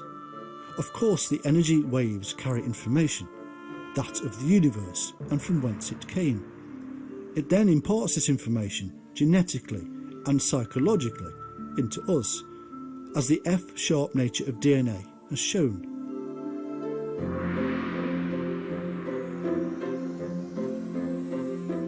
We have become balanced genetically with the resonance of the universe and should therefore be able to understand the information we are receiving, even if not at a conscious level, but certainly at a superconscious level.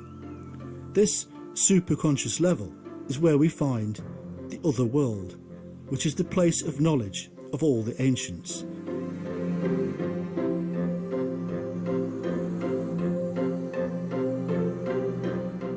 This knowledge is from the very universe itself.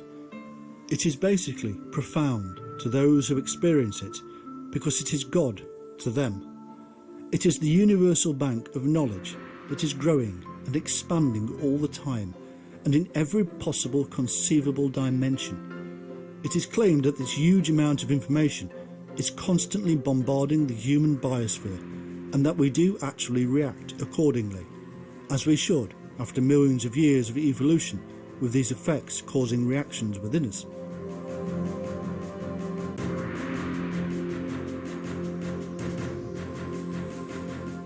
The electrical part of the human is the nervous system.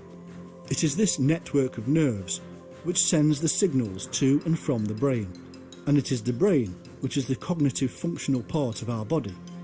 It is the brain which accesses the conscious, subconscious, and even then goes on to create the unconscious.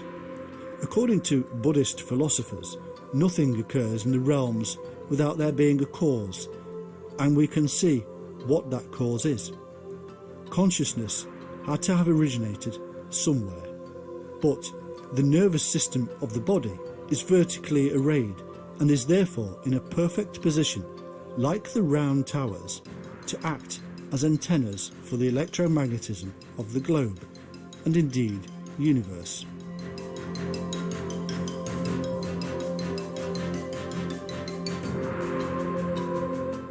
The body is the collector of the energy information that the universe is sending, and sends the signals up to the brain via the vertically aligned nervous system, a perfect biomachine. This connection, because it utilizes the electrical energy of the body instead of the chemical connections, is instantaneous. The chemical connections are later on altered according to the information being gathered. The meditation techniques of our ancestors aided in the reception of these signals by calming the brain and bringing it into balance.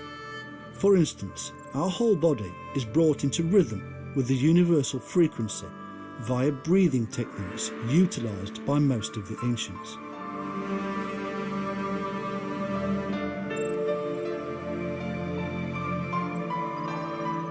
These meditation techniques can be seen in images of Canunus and the horned god, Buddha, and hundreds of other ancient deities seated in the lotus position.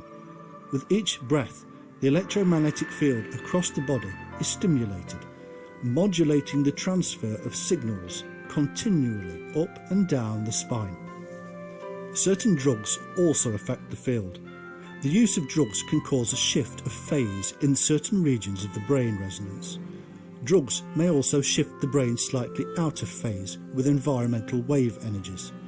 Some psychiatric drugs actually cause an individual who is normally out of phase to be more in phase with the environment. Therefore, it simply has to be the case that drugs temporarily shift phase within the brain to match or even mismatch, the wave-particle effects of the universe. This interaction between the universe and humans is also affected strongly by gravity, which has also been categorized as a wave particle. This is seen on the larger scale also, for instance between the Earth and the Sun. The changes in the magnetic field of the Earth of periods longer than decades are the result of changes of the Earth's core. The Earth's core is known now to change in correlation with the solar core.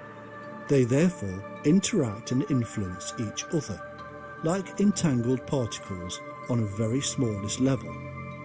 If this is occurring on such a large scale with the force of gravity, then what effects are these forces having upon us?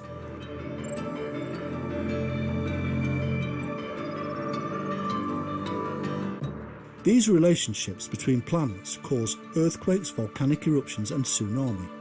These seismic effects are similar to the effects caused in humans, with outbreaks of war, famine, disease, population migrations, etc.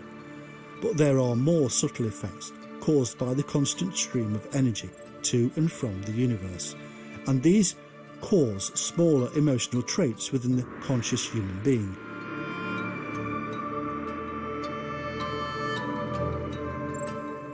Things such as the female association with the gravitational forces of the moon are an obvious example. It would seem from this information that consciousness is something that needs reappraising. We are conscious of our existence and the fact that we live, but we are not conscious of our greater role and place within a massive cosmic machine. Indeed, the superconscious state attained by the mystics, who claim to be in touch with the universe and have done so for thousands of years, could easily be argued to be true consciousness. To truly understand all of this, our ancestors had special people, and these are number 9 on our top 10 list.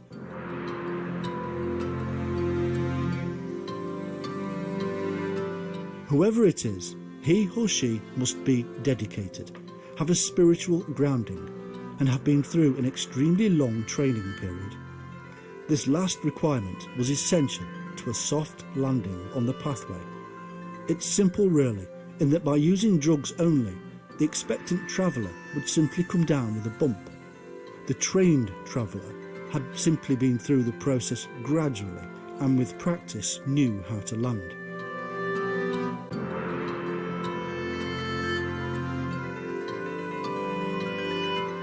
These people were the shaman of the tribe, seen across the world in all cultures from the very start. There is much dispute over the minor technicalities of the term shaman and the methods used. These disputes come from the fact that there are many ways of the shaman and many ethnic variances. There is no difference between them, and let us say the Christian Church, which has Protestants, Catholics and all manner of Orthodox and Evangelic in-betweens. They are, however, all still Christian, and all emerged from the same basic systems. The same can be said of the shamanic world. They are called primitives due to the fact that they are original sources of religion, magic and medicine.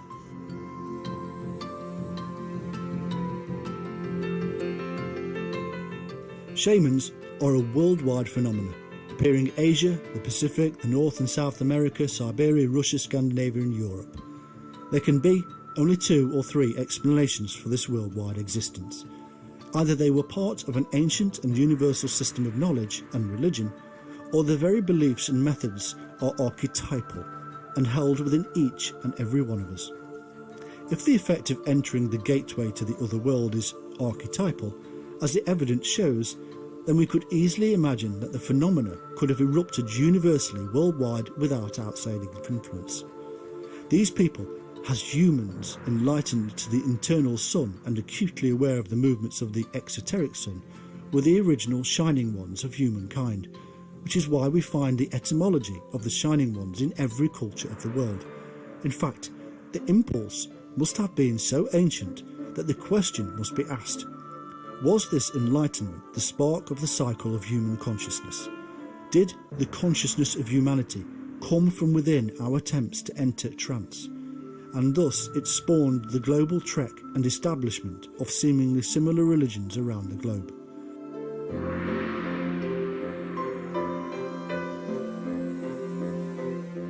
The Egyptian priest of the dead was a more refined version of the shaman. He was the one who would contact the other world through magical incantations and would make the way or path easier for the soul of the deceased. This is exactly one of the processes of the shaman. In essence, the Egyptian priesthood was simply nothing more than an evolved shamanic brotherhood or sisterhood. The complexities added into the initial shamanic rituals are just those, complex additions. The basic underlying principles of the gateway to the gods is the same. These similarities can be shown to be universal, and it is these methods, found from the Americas to the Middle East, which shows that the shaman process was much more than archetypal phenomena. However, there is so much more of interest, including symbols that have stood the test of time of years and are very centre of modern secret societies today. Number 10 on our list is the five-pointed star. One of the world's most mysterious symbols, utilised more recently by Christian propagandists against pagan and Wiccan world, and yet probably one of the most holy of symbols ever to have been created, the pentacle.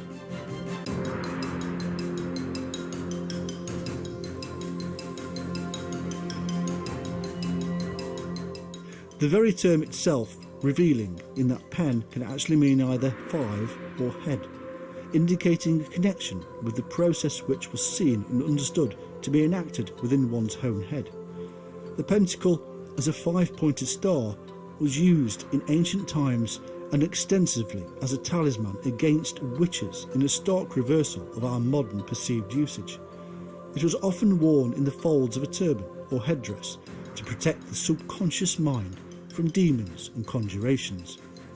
Its usefulness is thought to have emerged from the fact that it made up of three triangles, hence a trinity within a trinity, the most homely of numerical conceptions, and also the idea that it symbolises the figure of man with outstretched arms, like the crucified shaman, and the fact that it is a symbol of eternity, in that it can be drawn in one endless line.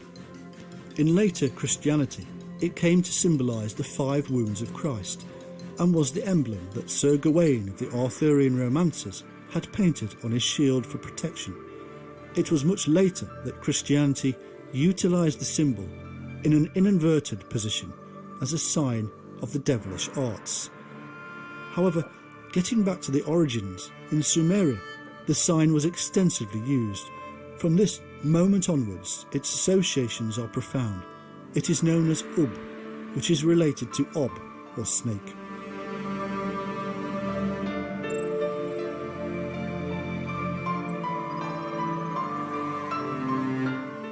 It also means corner, angle, nook, a small room, cavity or hole, obviously from whence serpents were said to emerge.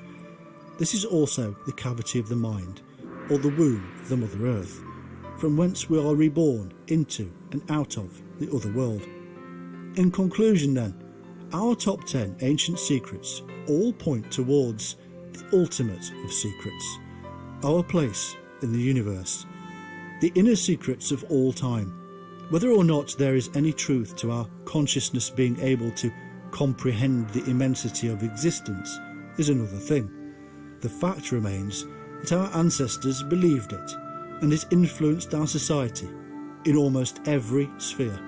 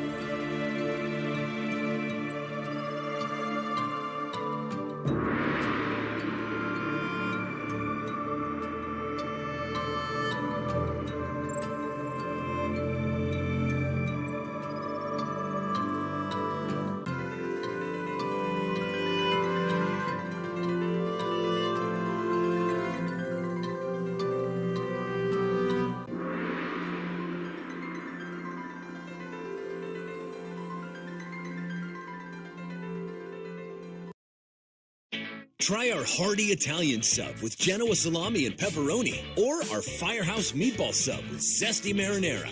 Just $6.99 each for a medium, and only for a limited time at Firehouse Subs. Tap the banner to start your order.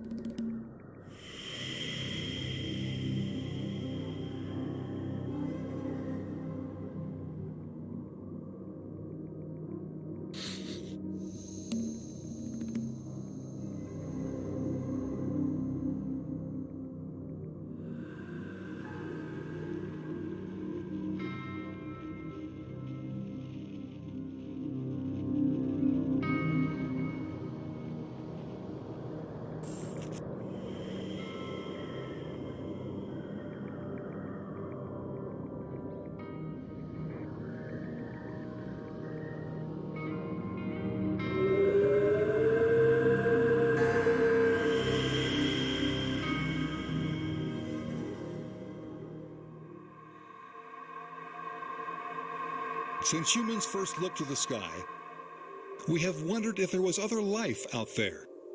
Asked the question, are we alone? Have we been visited by alien civilizations? Our galaxy is in existence for more than 10 billion years. So in principle, if you take the life forms actually started within the last 5 billion years, there is still enough time to do this, absolutely. Now, more and more people, ordinary people like these, are coming forward with reports of their contact with the paraphysical. Contact with something that dramatically changed their lives. Contact with UAPs, unexplained aerial phenomena, formerly called UFOs. And contact through interdimensional telepathic communication with unknown intelligences. And with, surprisingly, Bigfoot, an elusive, magical, human-like being. They've had a weird experience like mine, where they've seen either footprints, they've had something throw something at them.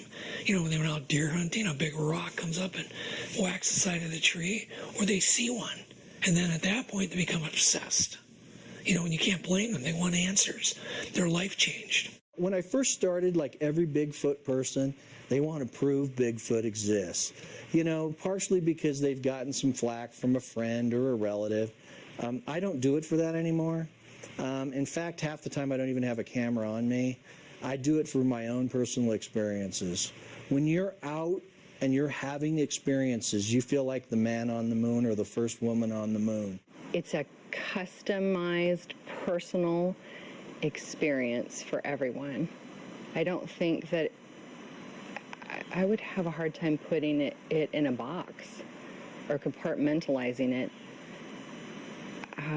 I guess you'd have to maybe call it spiritual because it's just so personal. No longer afraid of ridicule, people are coming out of the shadows with their contact reports and have formed communities of shared experiences. You live long enough, you've seen things that you can't explain. And I think every one of us has seen it. you know, whether we think it's something that we just imagined or we put it in the back of our minds. And I think probably like a lot of people had this phenomenon, but until you have TV and the internet, everybody can't communicate about it because most of us just put it in the back of the minds and it disappears from their reality because it isn't something.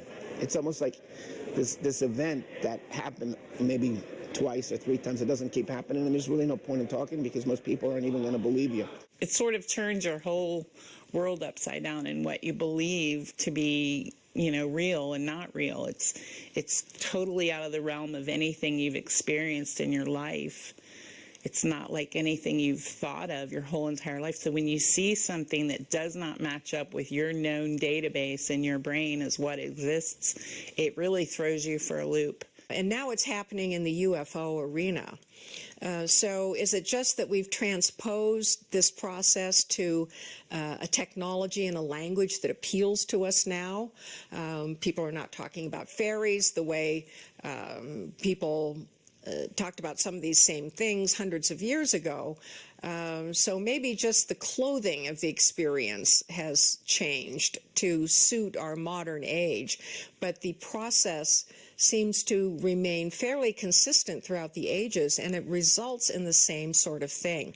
Transformation of consciousness, which affects the body, affects how we think, how we interact with each other, and awakening of what in spiritual terms would be called superpowers.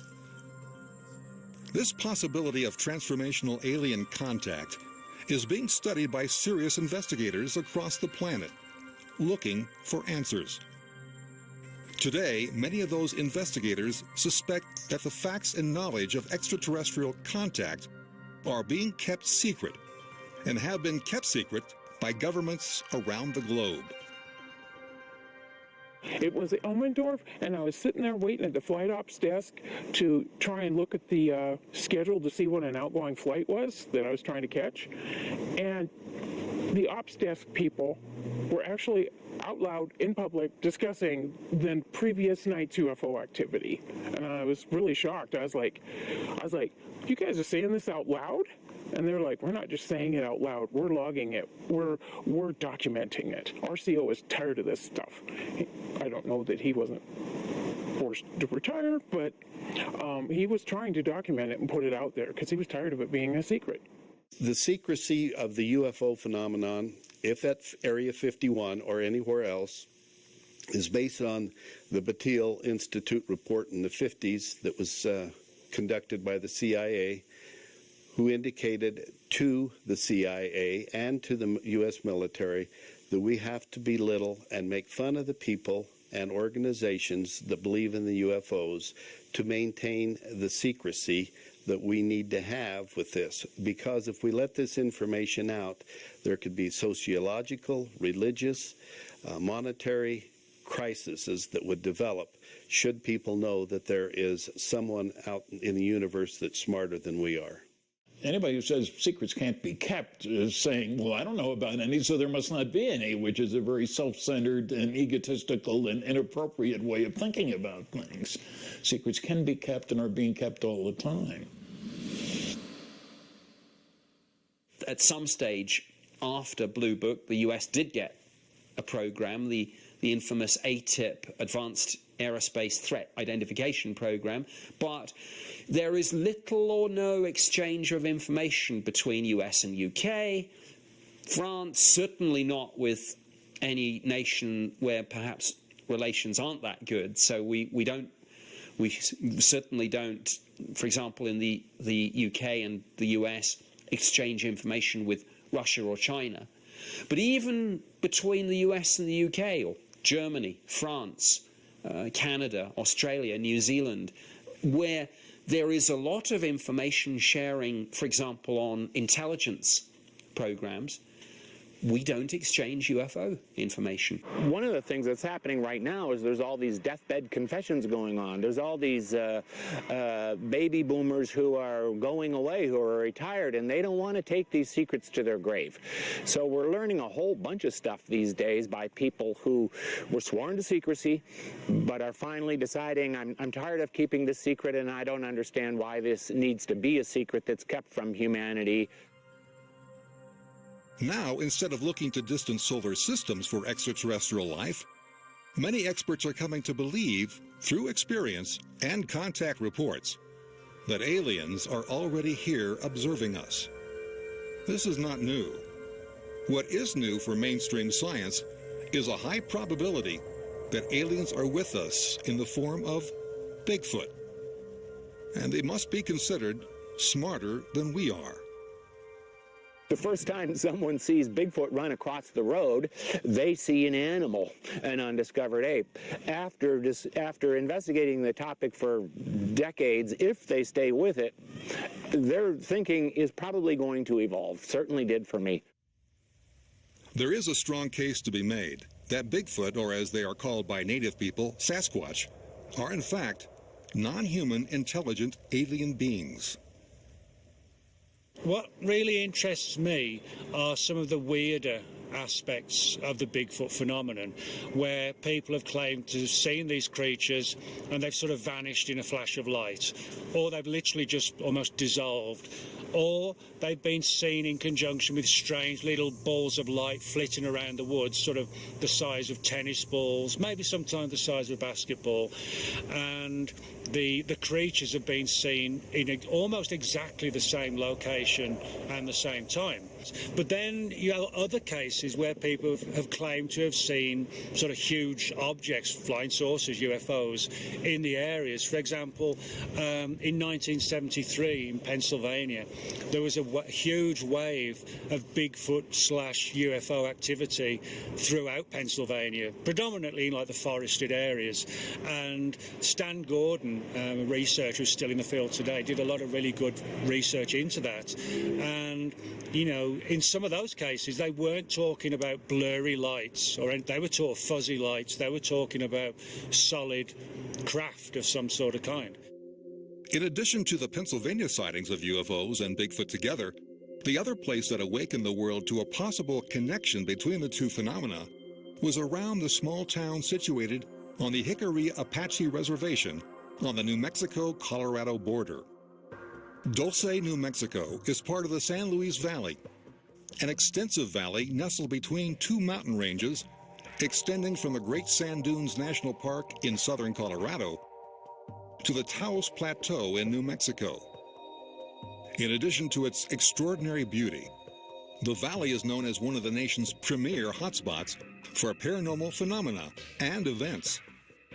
Events ranging from haunted hotels to black helicopters, to cattle mutilations, to the well-documented Aztec, New Mexico UFO crash, to interdimensional portals and vortexes, to local Native American legends of skinwalkers, and, of course, to Bigfoot and unidentified aerial phenomena sightings. A focal point for paranormal activity in the valley is the UFO Watchtower north of Hooper, Colorado. It is run by Judy Mezzeline, a local cattle rancher. She is well aware of the arguments that major paraphysical occurrences are clustered together geographically. In her case, two vortexes next to the Watchtower, where people bring offerings to a supposed gateway to a higher dimension. And this garden back here, it's got two large vortexes. And it's amazing how people can pick up the energy from those vortexes. And others, when they see a UFO, then their body reacts differently. And they say that they are just filled with lots of love. So that's not bad. I know that there is definitely something going on. Let's face it, this cosmos is too dang big for there not to be life someplace else. And I feel that that life is in a different dimension. They can pop in and out at will. Not long ago, the military came to the Watchtower. I had the Navy come visit me here a couple years ago. And they spent a couple of hours here. and I don't know why. I just know they came. So they sent me their report, and it goes on and on and on, and then at the end it says, non-human intelligence, not from this world. That's what is said at the end of the report. And this is the Navy, you know? Although the watchtower has all the characteristics of a paraphysical hotspot, it can easily be dismissed as a tourist trap. This is not the case with what's being going on at Dulce, New Mexico. I have seen strange things in this community. I did stop a van one night about 2 o'clock in the morning. I remember it was New Mexico plates. There was a cage in the back of the van. And there was 2 military personnel. One was driving, one was on the passenger side. And both of them were heavily armed. And these guys were special op guys. They weren't regular military soldiers. I could tell they were special ops. All they told me was, just let it go, let us go, don't worry about it. That's what I did. I just walked away. I just let them go, and I never talked about it until recently. I told some people. Its modern paranormal history dates back to the early 1980s, when Paul Benowitz, a businessman, believed he had located a secret joint alien and military facility that he called Dulce Base, located deep in the Archuleta Mountain, overlooking the city. By 1982, Benowitz began to spread his ideas regarding Dulce Base to others in the ufology community. In 1988, Benowitz wrote a paper entitled Project Beta. Since then, reports of all manner of paraphysical activity, including Bigfoot and UFO sightings, and surprisingly, constant cases of unusual military presence, continue to this day. If you go to the reservation, nearly everybody has stories of their own paranormal contact experience.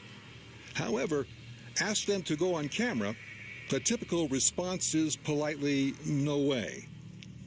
One exception is a full-blooded Apache, Dory Vigil, a Bigfoot and alien investigator.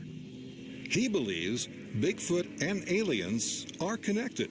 Even little kids, once in a while, they'll be running around as today, and they'll see something in the air, or sometimes they go to the river or something, or the lake, and they hear that noise of some kind of, or a knocking, some kind of tuck, tuck, tuck, tuck.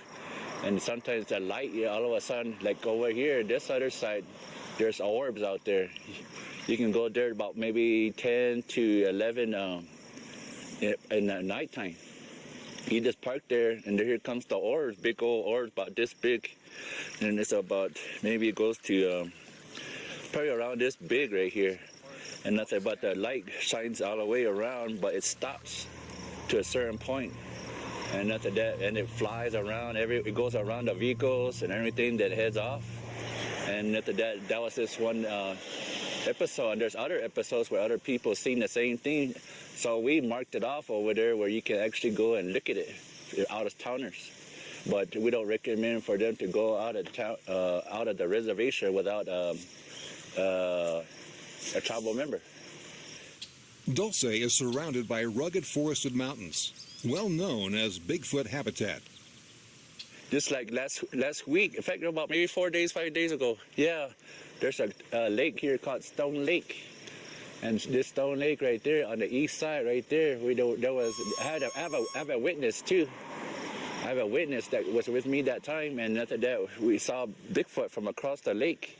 And it was walking, a real big giant one, a real big old black something right there. And my girlfriend style and everything, look at it, look at it, look at it. I said, are you serious? Are you serious? So all of a sudden after that says, yeah, I see it, I see it all the time. So next following day we went back over there before it rained, and we got footprints and stuff. I got pictures of footprints from over there, and even where it sat down.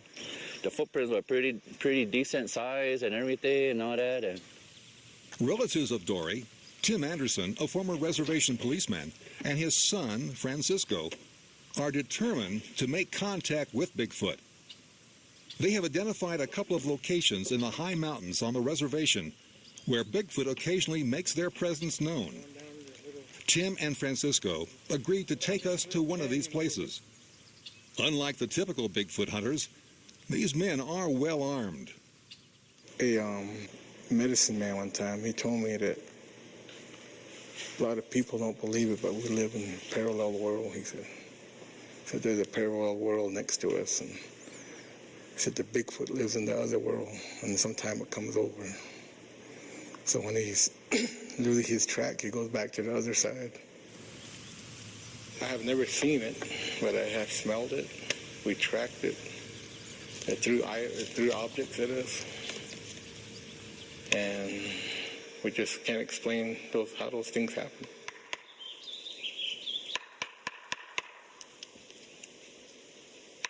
Just feel like something's watching you, something's out there looking at you. And you just get an eerie feeling like there's something watching you, looking at you. My first experience that I had was back in the summer of 2005 when I was going into 6th grade, I think. I knew there was like a smell in the area. It was just strange. I never smelled that before. And then my dad, I just kind of ignored it. And then I started loading the wood into the back of the bed of the truck, and my dad finally turned off the chainsaw and looked towards me, and he was like, you notice that smell? And I kind of like looked at him. I was like, yeah. I was just a kid and I never smelled that before. And I was like, I don't know what it smells like. Then I was asking him about the smell, and he told me it smelled like an old billy goat, which I heard before from my uncle Brian Vigil. He told me that Bigfoot might have a smell of a billy goat or something. And right when my dad told me that, I kind of like dropped the log, and then I was just looking around, and then all of a sudden that feeling came of something watching you.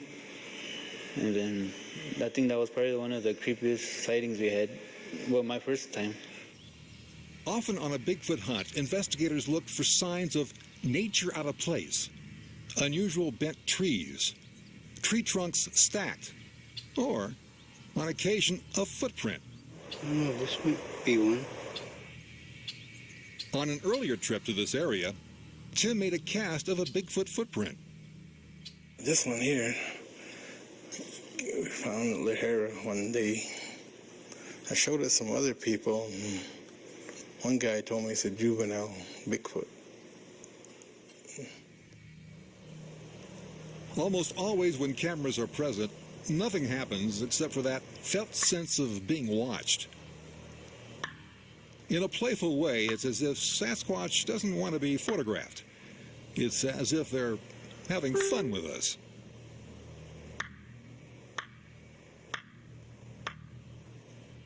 And of course, everybody on the reservation has seen strange aerial phenomena.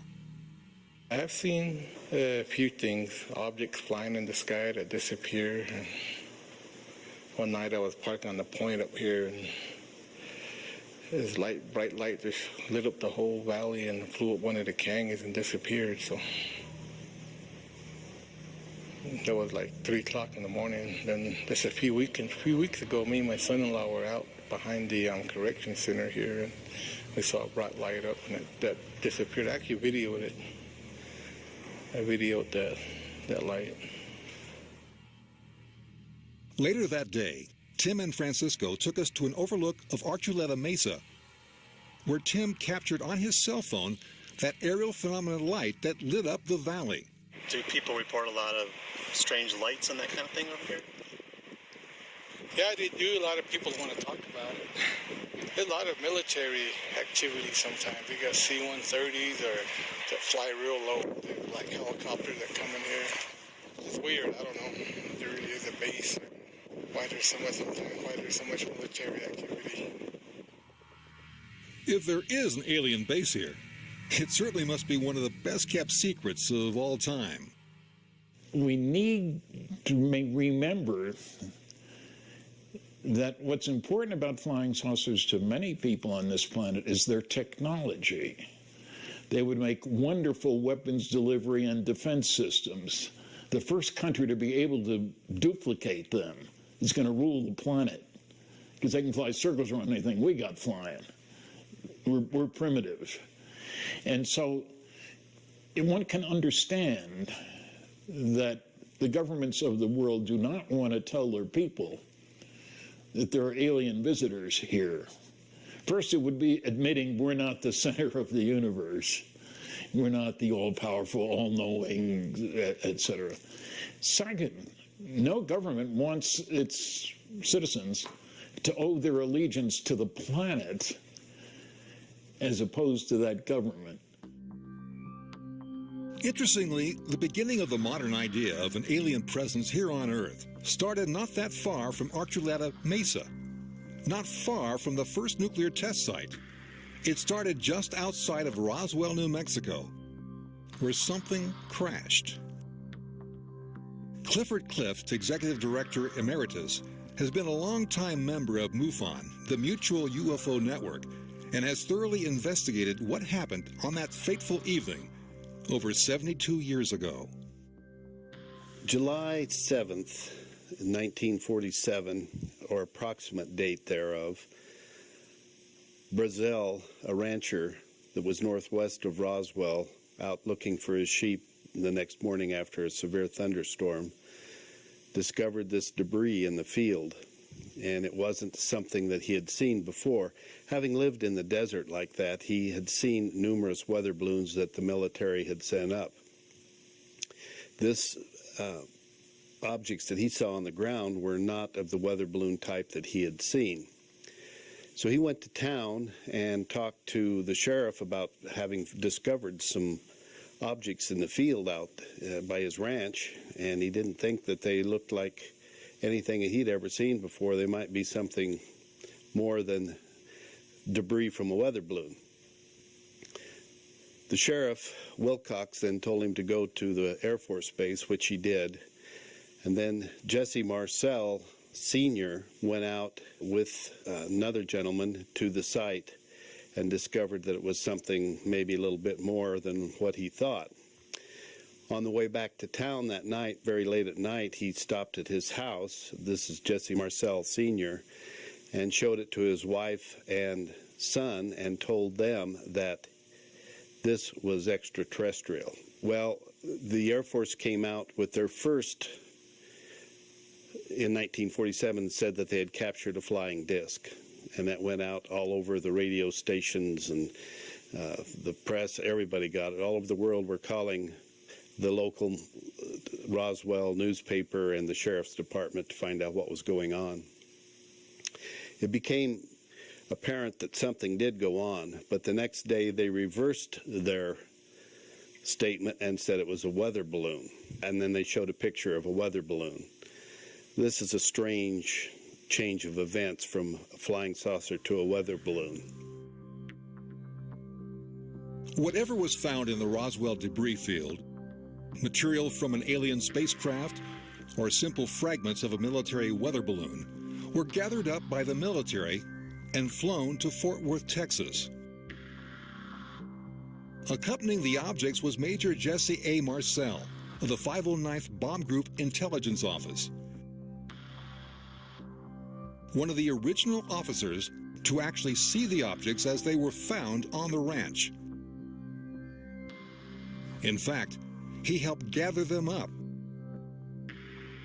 So of all the people involved in the Roswell incident, he would be the one who would know if there was a government cover-up or not.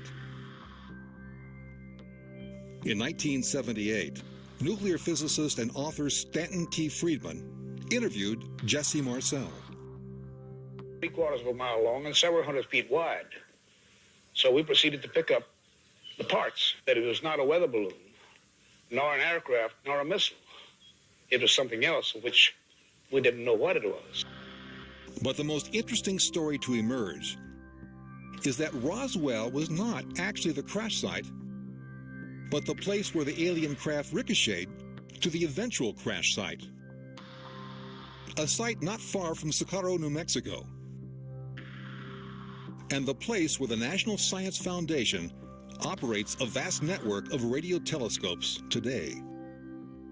The debris field was quite wide and quite long at Roswell, according to Brazel and his son. So the sheep wouldn't walk across it, they'd walk around it. The object, according to Stanton Freeman, may have ricocheted there and landed at another place. And at that point, that's where the object impaled itself in the side of a hill. And there apparently there was 3 to 5, depending on who's talking, alien beings, 2 of which were dead and 1 was alive. There was an archaeology group that were studying the terrain in that area. They came across this before the military got to it, and they were ordered to be shut up. And as MUFON, we have archival files, and we have letters from these archaeologists that were at the scene of this, depicting what they had seen. And they did say that there were small people there on the ground, and the craft was somewhat delta-shaped, wasn't exactly round, but it was torn open, and there was destruction from the crash. After all these years, the unsettled and controversial nature of the Roswell event is still the focal point of humankind's biggest unsolved mystery. Are we alone in the universe? 2 things happened as a result of the Roswell incident. And, of course, what have we seen ever since? An escalation of this phenomenon. Multiple reports, credible reports, UFOs seen by pilots, police officers, military personnel, tracked on radar, performing speeds and maneuvers that seem way in excess of anything we have. And governments all around the world have programs to research and investigate this.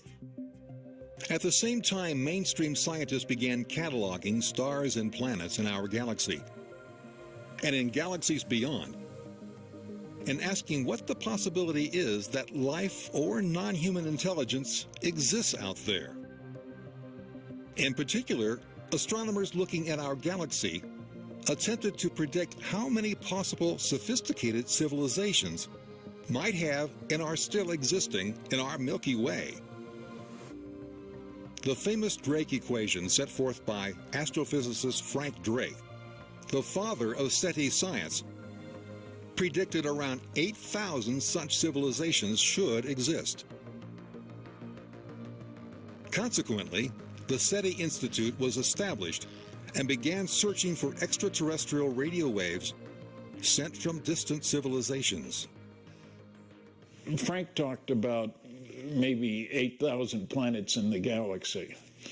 The latest notion is that when you start looking at stars, and now we can actually observe planets around other stars. It's very neat science that we can detect the presence of planets out there. It looks like there's 1.6 planets per star. If you take hundreds of planets, that's the average you get out of it. That means in our galaxy, we got over 100 billion planets. That changes the picture from 6,000 or 8,000. I think there's a big difference. So just as we thought, we're the center of God's creation, if I can put it that way, we now realize that's absurd, that we're not. Around the same time, the great Italian-American physicist Enrico Fermi was having lunch with fellow physicists at Los Alamos when the conversation turned to a flood of recent UFO sightings all over the United States.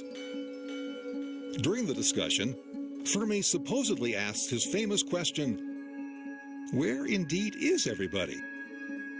Where are the extraterrestrials? Especially since alien life may have had a 500 million year jump on us here on Earth. And it is now estimated there are perhaps as many as 11 billion inhabitable planets in our galaxy. The question, where are they, became known as Fermi's paradox. The famous Italian physicist Enrico Fermi once said that if there were extraterrestrial civilizations, why don't we see them? Why they have not visited us yet?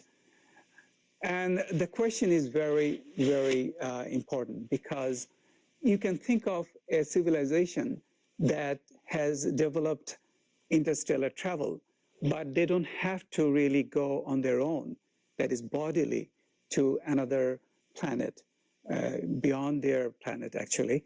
They can actually make robots which will go to another extrasolar planet and extract material from the planet and make a lot of other self-replicating robots which will go on their way to more planets, and this particular process or method can go on ad infinitum. In that way, actually, a very intelligent life form or civilization can colonize a large fraction of our galaxy within a very short period of time. And the machines, the self-replicating machines, were first actually described by von Neumann. So in principle, we are not very far from the day when we can actually send out self-replicating robots into the nearest star system. There is a planet which has already been discovered in our nearest star system, Alpha Centauri, and people are thinking about actually sending spacecraft, albeit very small ones, to those to Alpha Centauri. So if we can already think about that, then it is not unreasonable to assume that there are intelligent civilizations in the galaxy. If there are intelligent civilizations in the galaxy, then they would be thinking about this also, and some of these von Neumann machines would be already here on Earth. In contrast to the SETI movement, which has not a bit of evidence at all to say that anybody is sending signals here, the ufological movement says we have enormous amounts of evidence that aliens are visiting. We can't answer the questions of what do they want, why are they here, how do they operate. In 1952, Project Blue Book was established by the United States Air Force to answer these questions. Aided in its investigations by astrophysicist Dr. Alan Hynek, to this day, Project Blue Book has been controversial. Here's a montage of declassified images from Project Blue Book. The project was headquartered at Wright-Patterson Air Force Base, but is no longer receiving, documenting, or investigating UFO reports. Many claim the project was a massive cover-up of evidence of alien encounters. Major General John A. Sanford speaks. However, there have been a certain percentage of this volume of reports that have been made by credible observers of relatively incredible things. It is this group of observations that we now are attempting to resolve. Our basic difficulty in dealing with these is that there is no measurement of them that makes it possible for us to put them in any pattern that would be profitable for a deliberate, custom sort of analysis to take the next step.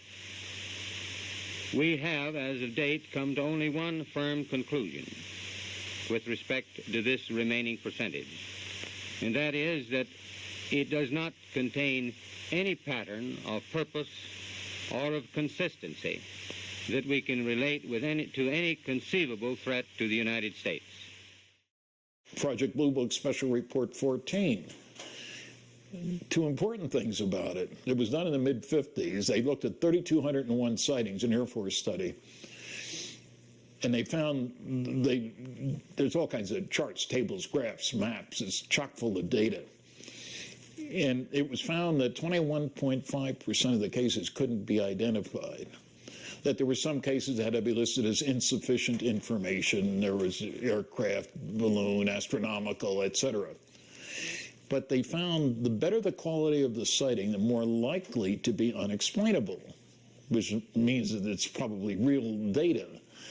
They looked at a chi-square analysis, the characteristics of the unknowns versus the knowns. Did the two groups match? The chance that the unknowns are just misknowns, less than 1%. But in the press release, the report was not distributed. but a press release was given very wide distribution in the mid-50s. They said even the unknown 3% could have been identified as conventional phenomena or illusions if more complete observational data had been available. That's a complete and total lie. The unknowns weren't 3%. Their own tables showed 21.5%. So 3 is not, or 21.5 is not 3 rounded off by any stretch of the imagination. So it was a flat-out lie, and that set the tone for the next 70 years. Perhaps one of the most remarkable cases of an unexplained aerial phenomena occurred on a clear night over Phoenix, Arizona. The Phoenix lights happened March 13th, 1997, with an object being reported northwest of Phoenix up in the Prescott Valley area. Lights, very bright lights. The object appeared to have been bigger than any aircraft that the United States or Russia or any other country could get up in the air and fly at 100 miles an hour, which is what it was clocked at. It was viewed by thousands of people, numerous pictures and videos. We at MUFON have evaluated those pictures with our photo analysis, and we can't find anything wrong with the pictures. It appears that many people saw a transparent solid object. Others saw a solid object. One report of a dentist traveling along the highway from Phoenix to Tucson said that he could look out the window of his car on the driver's side and see one wing tip, and look out the window of the other side, the passenger side, and see the other wing tip. That's a pretty large craft. Everybody did report that it was 5 huge lights on the bottom of this object. Transparent or solid, we don't know. The technology that they have, if this is extraterrestrial, would allow them to do that type of thing. People can see through them. They can't see through them. We don't know why that happens, but it does happen. The object was seen by air traffic controllers at the Sky Harbor Airport in Phoenix. The object was seen by commercial airline pilots that reported it. There is no doubt that thousands of people saw something real that clear Phoenix night. But what? The Phoenix lights, I believe, were extraterrestrial craft of some type. I have no idea why. Maybe it was time for them to show themselves to us, and maybe not. Interestingly, the craft was described as having some interdimensional qualities, often reported during Bigfoot encounters, including semi-transparency, as if they're not quite solid or of this world. However, the most convincing alien craft contact came as a result of videos shot by American naval aircraft and released as part of the top-secret ATIP program. They're all going against the wind. The wind's 120 knots to the west. Look at that thing, dude. The first video came from what is known as the 2004 USS Nimitz incident off the coast of San Diego. Fighter pilots from the USS Nimitz flying Super Hornets encountered an aerial object that was described as 40 feet long and shaped like a tic-tac. There's a whole fleet of them. Look on the ASA. Oh my gosh. The object flying a random pattern, appearing at 80,000 feet, and then dove to 20,000 feet at incredible speed. When the American fighter plane approached the object, it suddenly came at the plane head-on, before peeling away. Although the fighter pilots were no longer able to detect the object, the radar controller at the nearby USS Princeton was able to follow the alien aircraft for a few minutes before disappearing. The next incident we know about occurred 10 years later off the east coast of the United States and is known as the USS Roosevelt incident. It is reported that many strange aerial objects, one of them like a spinning top moving against the wind, appeared almost daily from the summer of 2014 to March 2015. Navy pilots reported to their superiors that the objects had no visible engine or infrared exhaust plumes, but that they could reach 30,000 feet at hypersonic speeds. In late 2014, a Super Hornet pilot had a near collision with one of the objects, and an official mishap report was filed. Some of the encounters were captured on video, including one taken by a plane's camera in early 2015. It is unknown how many of these types of contact have happened and not been made public. By the late 1980s, another kind of alien contact captured the public imagination. People who claim physical alien abduction.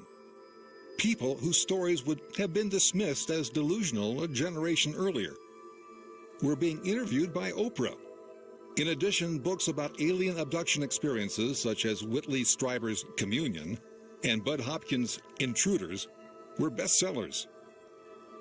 However, in the 21st century, reports of that kind of negative alien contact diminished and were replaced by something more interesting: a merging of alien contact with the paranormal.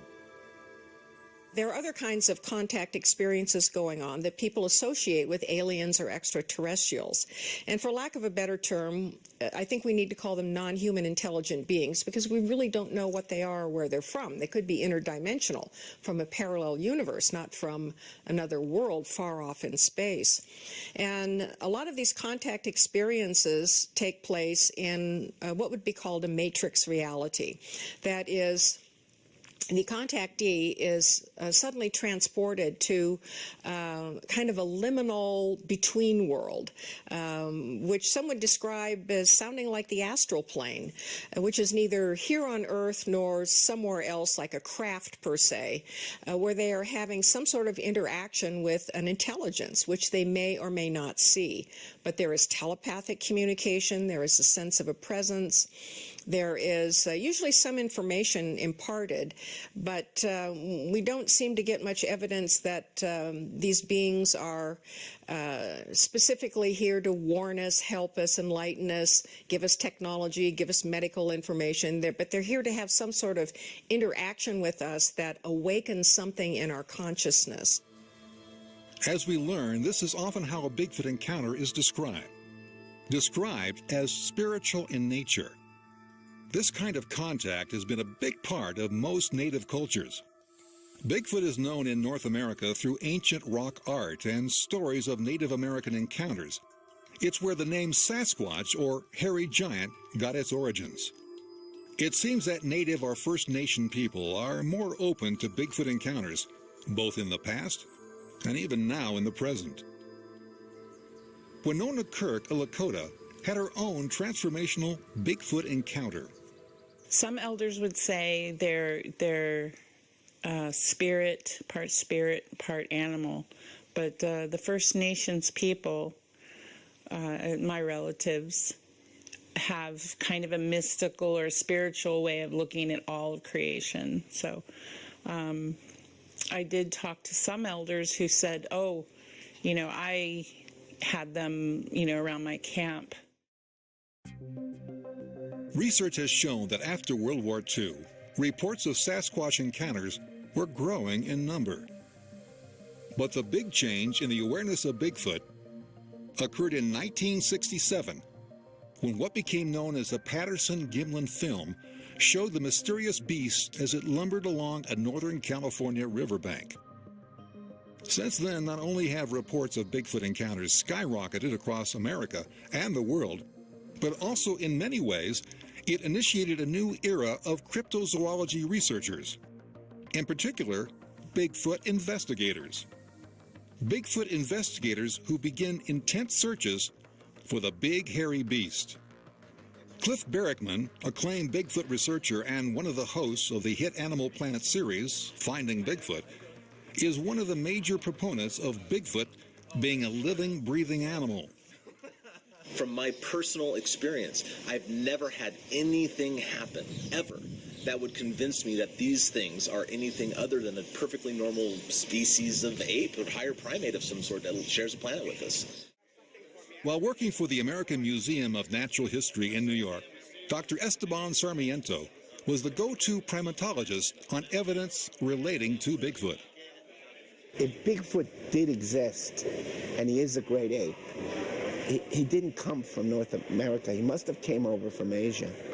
And that's the other thing, too. When you look at, the First Nation, or you look at, American Indian lore, it's not an animal that lives down in, Guadalajara, in Mexico or the Caribbean. It's an animal that's really coming from the Northwest. And it has like the same distribution as other animals that came over the Bering Strait from Asia. Because of so many reports from nearly every corner of the world, all the Bigfoot investigators agreed that there must be at least a couple thousand Bigfoot distributed across the planet. However, descriptions varied. The appearance of a Sasquatch is somewhere between like an adult gorilla and a human being. Generally speaking, an adult male Sasquatch stands between 8 and 9 feet tall. They're very, very broad-shouldered, but maybe about 3.5, 4 feet wide at the shoulder. A lot of times they kind of narrow at the hips a little bit, very, very muscular. They obviously have a different neck structure, a different leg structure, a different bone structure than we do. I've heard of Sasquatches being reddish in color, black in color, gray, coyote-colored, sort of like all the fur runs the gamut, and so does the skin tone as well. I've heard of like Caucasian kind of skin tones. I've heard gray, dark black. I've heard reddish, all these things. Sasquatches have a huge genetic diversity, as would be expected of a species like that. At the same time, numerous Bigfoot research organizations were established across North America and Europe. The granddaddy of them all is the Bigfoot Field Research Organization. Trained investigators examine and record hundreds of Bigfoot encounters every year. And of course, there are an endless parade of sketchy videos showing obscure images of Bigfoot. Oh, there it goes. Most are easily recognized as hoaxes. After more than 50 years of failure to capture or videotape clearly a single Bigfoot, the attitude towards what this creature is began to change. Change as contact reports were cataloged and a group of investigators noticed some patterns that pointed to not an elusive primate, but something more paranormal, something alien, something that is a non-human intelligence greater than our own. The characteristics that are associated with the paraphysical nature of Bigfoot include telepathic communication. People who have had especially multiple close encounters, and a lot of these would be individuals who spend a lot of time in the woods, like people who are hunting, fishing, camping, or maybe they live in remote areas. They feel that they have telepathic communication with these beings, and that they are intelligent, maybe even superior to human beings. And many of these messages are benign or friendly. There are people who have had more aggressive encounters where the Sasquatch is a little more hostile, and maybe it's because they feel that their territory has been intruded upon. So we have telepathy. We have what would be called as bilocation or rapid transport. And that's the ability to be here and then suddenly there without visual means of getting there. That has been described on many occasions where people will see a being like in front of them and then suddenly it's behind them and they don't see it go behind them. How did it get there? It's just suddenly there. He was walking into a clearing which I could see that was lit up by the sun. There was trees that were about 20 yards apart, and he was walking in between two crops of trees, pine trees, going out into a clearing.